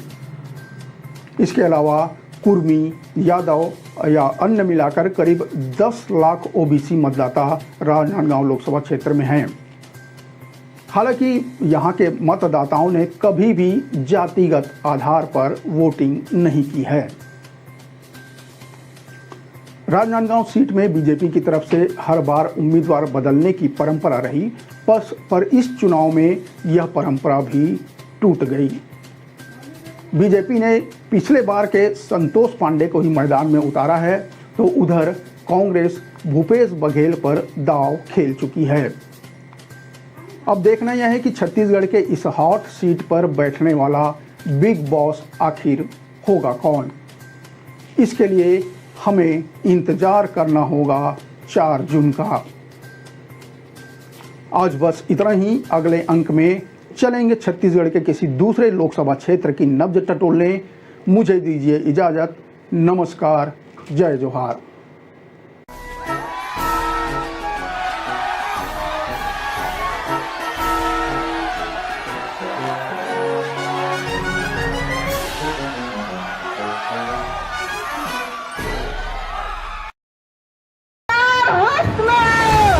खबर के उस सब को पहलू जेखर से तय उठे आप मन के दिन हमारे छत्तीसगढ़ के तीज त्योहार है, चाहे हरेली हो तीजा। प्रदेश के हर वो खबर जेखर से जुड़े है आप मन के भावना। जतका गौठान बना रही से वो सब पहला बारिश में ध्वस्त हो गए। न भूसा है, न पैरा है, न चारा है। हर वो खबर जेखर से जुड़े है आप मन के उम्मीद। सब में अगर काम अच्छा नहीं हो रहा है तो मैं शायद पीछे रहूं, मैं उस विभाग में ना रहूं तो बेहतर काम हो। खबर के वो जम्मो सच जेखर से जुड़े है आप मन के एहसास। तो पहले अपने आप को तो अपने घर को तो संभाल लो। जब किसान बैठे हैं तो उनसे मिलने की, उनसे बात करने की फुर्सत नहीं है। चुनी हुई सरकारों को हटाने के लिए षड्यंत्र रची जा रही है। खबर के आगाज ले अंजाम तक के सफर। मुझे लगता है भाजपा का नैतिक अधिकार नहीं है। क्या भाजपा राम केवल भाजपा के ही है? देखो खबर 36 आपके अपन चैनल न्यूज 36 में।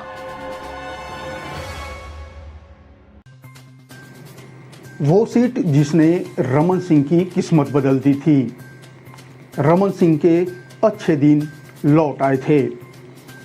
क्या वही सीट अब पूर्व सीएम भूपेश बघेल के भी अच्छे दिन ला पाएगी? वो सीट बीजेपी का गढ़ बन गई। जी हां, राजनांदगांव, जिसे राजनीतिक एक्सपर्ट छत्तीसगढ़ बीजेपी का गांव भी कहते हैं। इस सीट पर अब छत्तीसगढ़ के पूर्व मुख्यमंत्री भूपेश बघेल लोकसभा के लिए मैदान में हैं।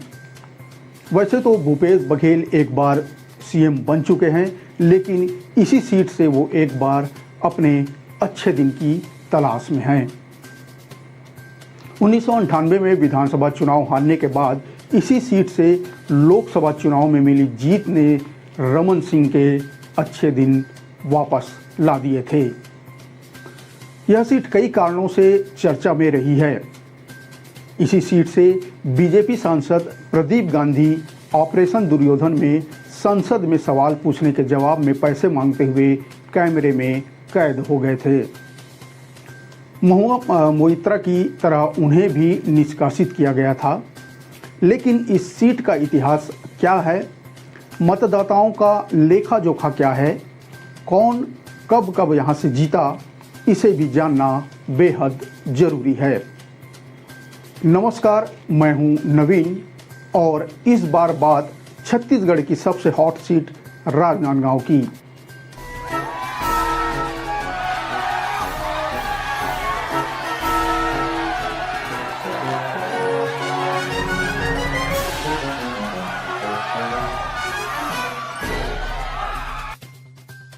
छत्तीसगढ़ की कुल 11 लोकसभा सीटों में से एक सीट राजनांदगांव सबसे हॉट सीटों में से एक है।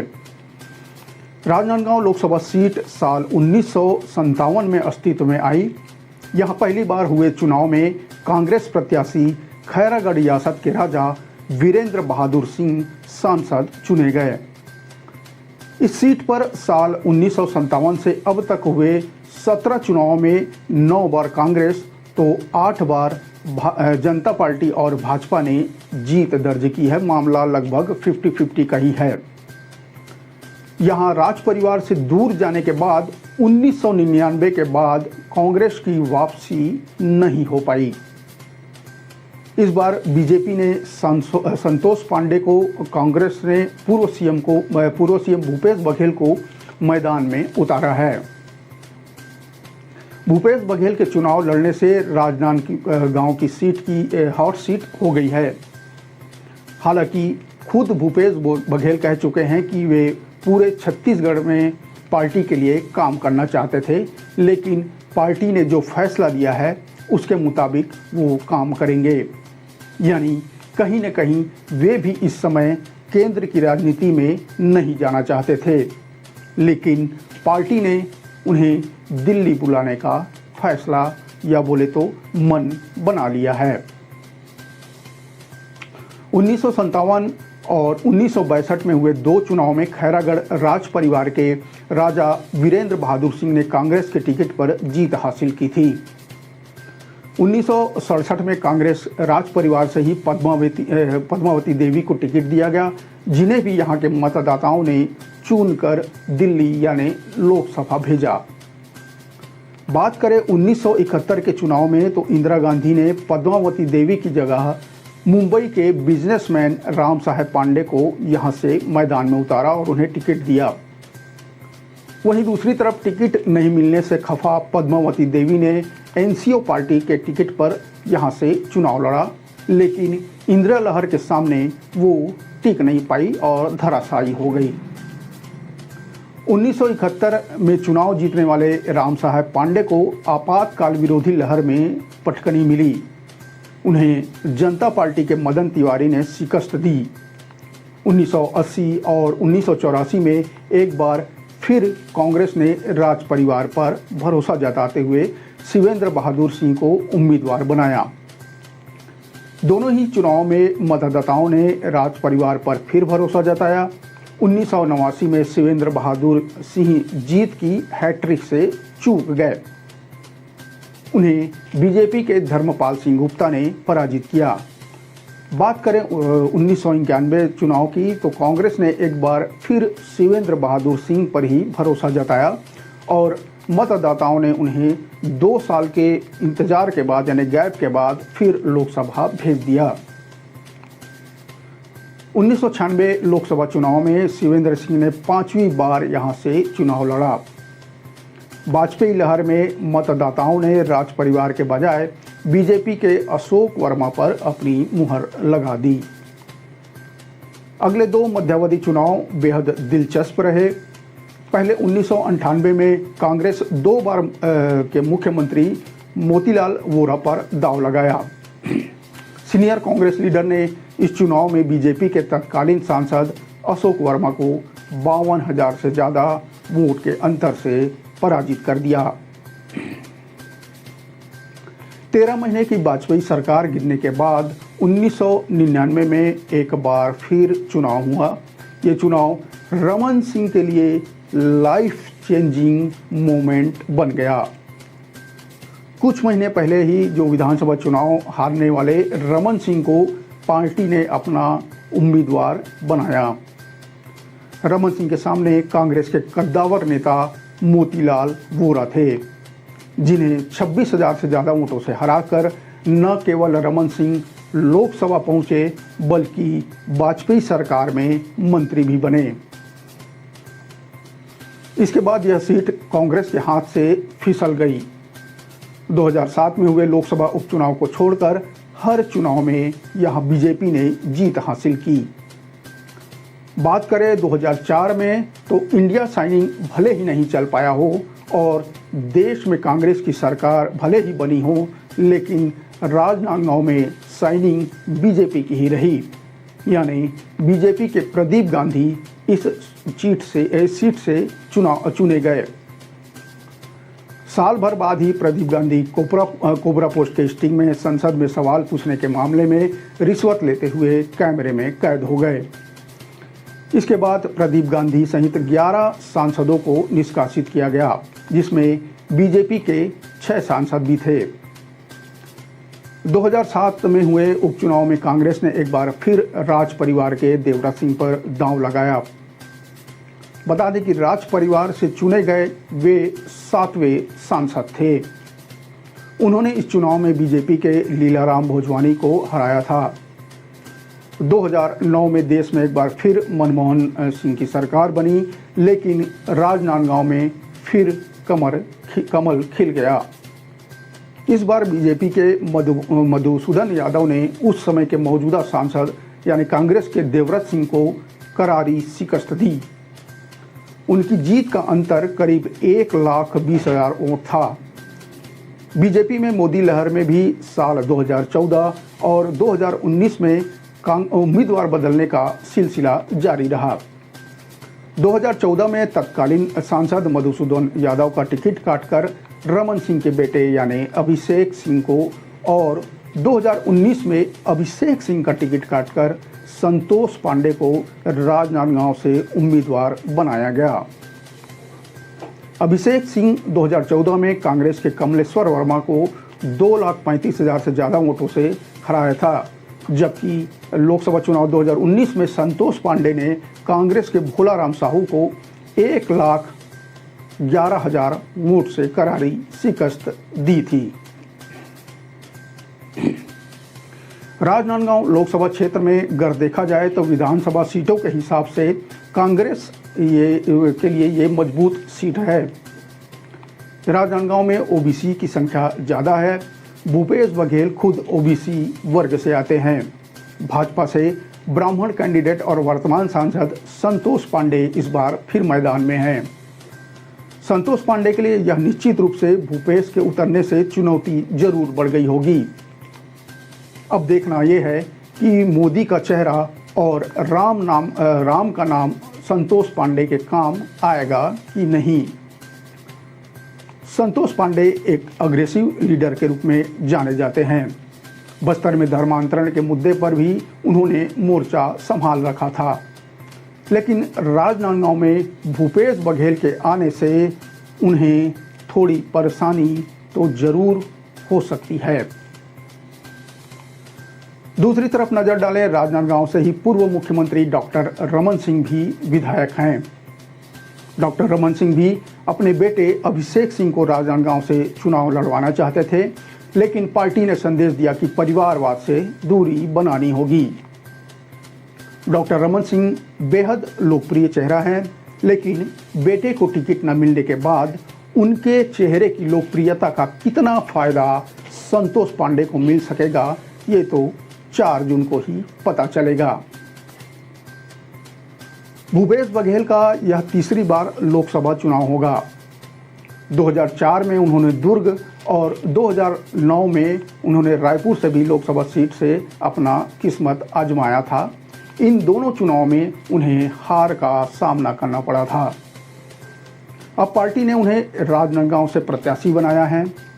यह सीट कांग्रेस के लिए हमेशा से मुश्किलों भरी रही है।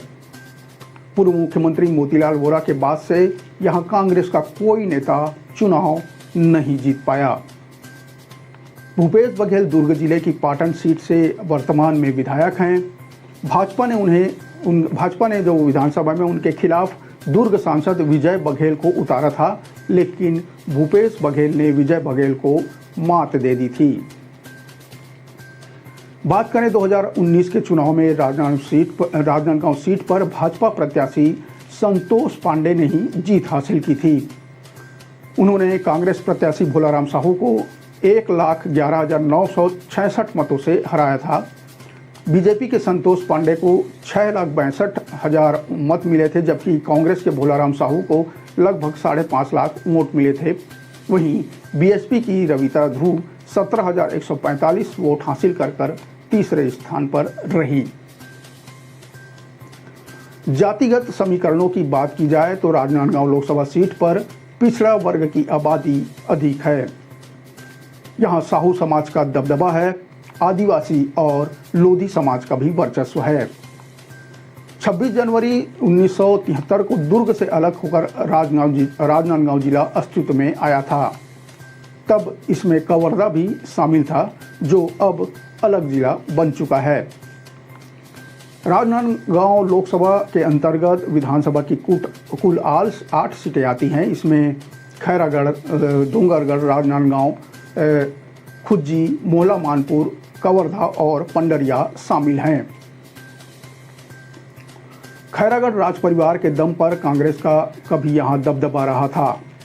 यहां से सांसद रही पद्मावती देवी ने अपने एक महल को संगीत विश्वविद्यालय के लिए दान दे दिया था।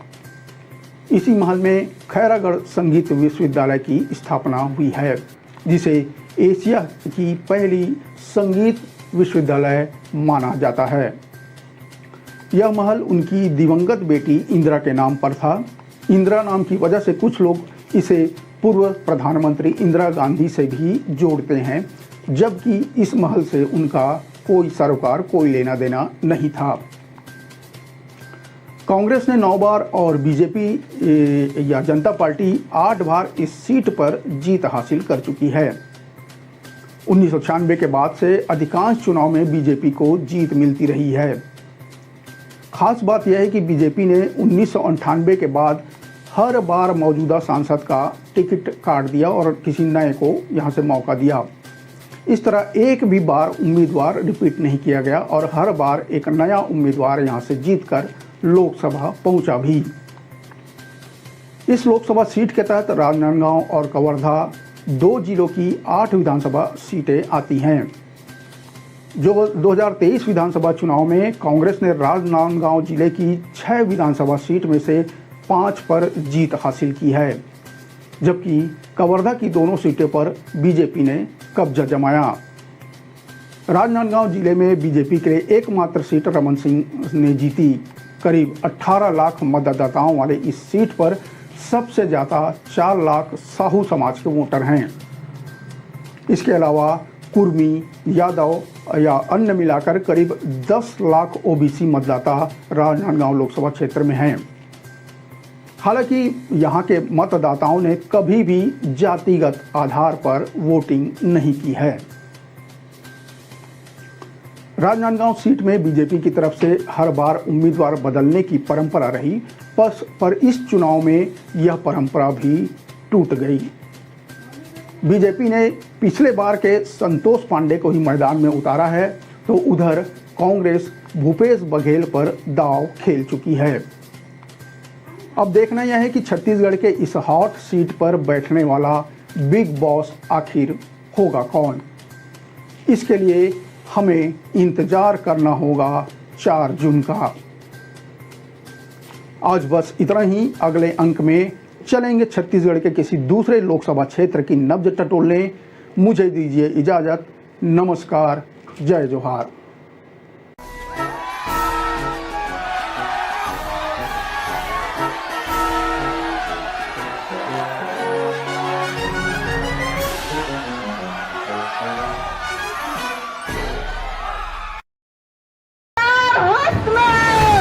खबर के उस सब को पहलू जेखर से तय उठे आप मन के दिन हमारे छत्तीसगढ़ के तीज त्योहार है, चाहे हरेली हो, तीजा। प्रदेश के हर वो खबर जेखर से जुड़े हैं आप मन के भावना।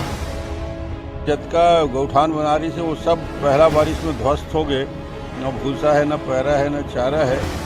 हर वो खबर जेखर से जुड़े हैं आप मन के उम्मीद। में अगर काम अच्छा नहीं हो रहा है तो मैं शायद पीछे रहूं, मैं उस विभाग में ना रहूं तो बेहतर काम हो। खबर के वो जम्मो सच जेखर से जुड़े हैं आप मन के एहसास। तो पहले अपने आप को तो अपने घर को तो संभाल लो। जब किसान बैठे हैं तो उनसे मिलने की, उनसे बात करने की फुर्सत नहीं है। चुनी हुई सरकारों को हटाने के लिए षड्यंत्र रची जा रही है। खबर के आगाज ले अंजाम तक के सफर। मुझे लगता है भाजपा का नैतिक अधिकार नहीं है। क्या भाजपा रंग केवल भाजपा के ही है? देखो खबर 36 आपके अपन चैनल न्यूज 36 में। वो सीट जिसने रमन सिंह की किस्मत बदल दी थी। रमन सिंह के अच्छे दिन लौट आए थे। क्या वही सीट अब पूर्व सीएम भूपेश बघेल के भी अच्छे दिन ला पाएगी?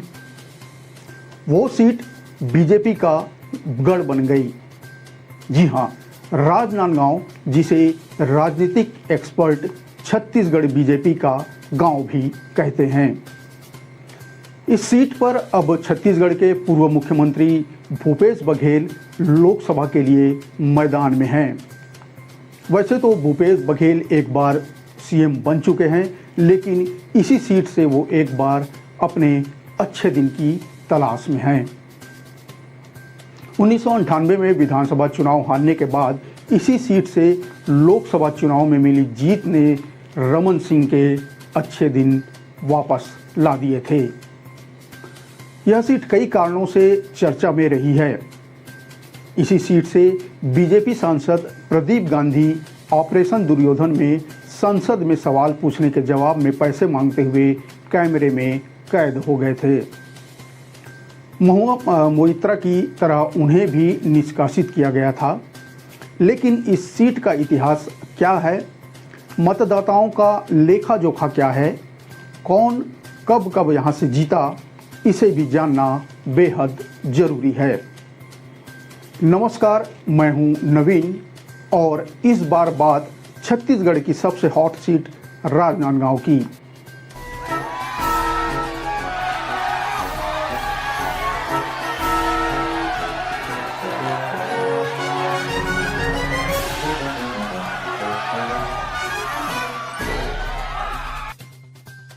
छत्तीसगढ़ की कुल 11 लोकसभा सीटों में से एक सीट राजनांदगांव सबसे हॉट सीटों में से एक है। राजनांदगांव लोकसभा सीट साल 1957 में अस्तित्व में आई। यहां पहली बार हुए चुनाव में कांग्रेस प्रत्याशी खैरागढ़ रियासत के राजा वीरेंद्र बहादुर सिंह सांसद चुने गए। इस सीट पर साल 1957 से अब तक हुए 17 चुनावों में 9 बार कांग्रेस तो 8 बार जनता पार्टी और भाजपा ने जीत दर्ज की है। मामला लगभग 50-50 का ही है। यहां राज परिवार से दूर जाने के बाद 1999 के बाद कांग्रेस की वापसी नहीं हो पाई। इस बार बीजेपी ने संतोष पांडे को, कांग्रेस ने पूर्व सीएम भूपेश बघेल को मैदान में उतारा है। भूपेश बघेल के चुनाव लड़ने से राजनांदगांव की सीट की हॉट सीट हो गई है। हालांकि खुद भूपेश बघेल कह चुके हैं कि वे पूरे छत्तीसगढ़ में पार्टी के लिए काम करना चाहते थे, लेकिन पार्टी ने जो फैसला लिया है उसके मुताबिक वो काम करेंगे। यानी कहीं न कहीं वे भी इस समय केंद्र की राजनीति में नहीं जाना चाहते थे, लेकिन पार्टी ने उन्हें दिल्ली बुलाने का फैसला या बोले तो मन बना लिया है। 1957 और 1962 में हुए 2 चुनाव में खैरागढ़ राज परिवार के राजा वीरेंद्र बहादुर सिंह ने कांग्रेस के टिकट पर जीत हासिल की थी। 1967 में कांग्रेस राज परिवार से ही पद्मावती देवी को टिकट दिया गया, जिन्हें भी यहाँ के मतदाताओं ने चुनकर दिल्ली यानी लोकसभा भेजा। बात करें 1971 के चुनाव में तो इंदिरा गांधी ने पद्मावती देवी की जगह मुंबई के बिजनेसमैन राम साहेब पांडे को यहां से मैदान में उतारा और उन्हें टिकट दिया। वहीं दूसरी तरफ टिकट नहीं मिलने से खफा पद्मावती देवी ने एनसीओ पार्टी के टिकट पर यहां से चुनाव लड़ा, लेकिन इंदिरा लहर के सामने वो टिक नहीं पाई और धराशायी हो गई। 1971 में चुनाव जीतने वाले राम साहेब पांडे को आपातकाल विरोधी लहर में पटकनी मिली। उन्हें जनता पार्टी के मदन तिवारी ने शिकस्त दी। 1980 और 1984 में एक बार फिर कांग्रेस ने राज परिवार पर भरोसा जताते हुए शिवेंद्र बहादुर सिंह को उम्मीदवार बनाया। दोनों ही चुनाव में मतदाताओं ने राज परिवार पर फिर भरोसा जताया। 1989 में शिवेंद्र बहादुर सिंह जीत की हैट्रिक से चूक गए। उन्हें बीजेपी के धर्मपाल सिंह गुप्ता ने पराजित किया। बात करें 1991 चुनाव की तो कांग्रेस ने एक बार फिर शिवेंद्र बहादुर सिंह पर ही भरोसा जताया और मतदाताओं ने उन्हें 2 साल के इंतजार के बाद यानी गैप के बाद फिर लोकसभा भेज दिया। 1996 लोकसभा चुनाव में शिवेंद्र सिंह ने 5वीं बार यहां से चुनाव लड़ा। वाजपेयी लहर में मतदाताओं ने राज परिवार के बजाय बीजेपी के अशोक वर्मा पर अपनी मुहर लगा दी। अगले 2 मध्यावधि चुनाव बेहद दिलचस्प रहे। पहले 1998 में कांग्रेस 2 बार के मुख्यमंत्री मोतीलाल वोरा पर दांव लगाया। सीनियर कांग्रेस लीडर ने इस चुनाव में बीजेपी के तत्कालीन सांसद अशोक वर्मा को 52,000 से ज़्यादा वोट के अंतर से पराजित कर दिया। 13 महीने की वाजपेयी सरकार गिरने के बाद 1999 में एक बार फिर चुनाव हुआ। ये चुनाव रमन सिंह के लिए लाइफ चेंजिंग मोमेंट बन गया। कुछ महीने पहले ही जो विधानसभा चुनाव हारने वाले रमन सिंह को पार्टी ने अपना उम्मीदवार बनाया। रमन सिंह के सामने कांग्रेस के कद्दावर नेता मोतीलाल वोरा थे, जिन्हें 26,000 से ज़्यादा वोटों से हराकर न केवल रमन सिंह लोकसभा पहुंचे बल्कि वाजपेयी सरकार में मंत्री भी बने। इसके बाद यह सीट कांग्रेस के हाथ से फिसल गई। 2007 में हुए लोकसभा उपचुनाव को छोड़कर हर चुनाव में यहां बीजेपी ने जीत हासिल की। बात करें 2004 में तो इंडिया साइनिंग भले ही नहीं चल पाया हो और देश में कांग्रेस की सरकार भले ही बनी हो, लेकिन राजनांदगांव में साइनिंग बीजेपी की ही रही। यानी बीजेपी के प्रदीप गांधी इस सीट से चुने गए। साल भर बाद ही प्रदीप गांधी कोबरा पोस्ट के स्टिंग में संसद में सवाल पूछने के मामले में रिश्वत लेते हुए कैमरे में कैद हो गए। इसके बाद प्रदीप गांधी सहित 11 सांसदों को निष्कासित किया गया, जिसमें बीजेपी के 6 सांसद भी थे। 2007 में हुए उपचुनाव में कांग्रेस ने एक बार फिर राज परिवार के देवराज सिंह पर दांव लगाया। बता दें कि राज परिवार से चुने गए वे 7वें सांसद थे। उन्होंने इस चुनाव में बीजेपी के लीलाराम भोजवानी को हराया था। 2009 में देश में एक बार फिर मनमोहन सिंह की सरकार बनी, लेकिन राजनांदगांव में फिर कमल खिल गया।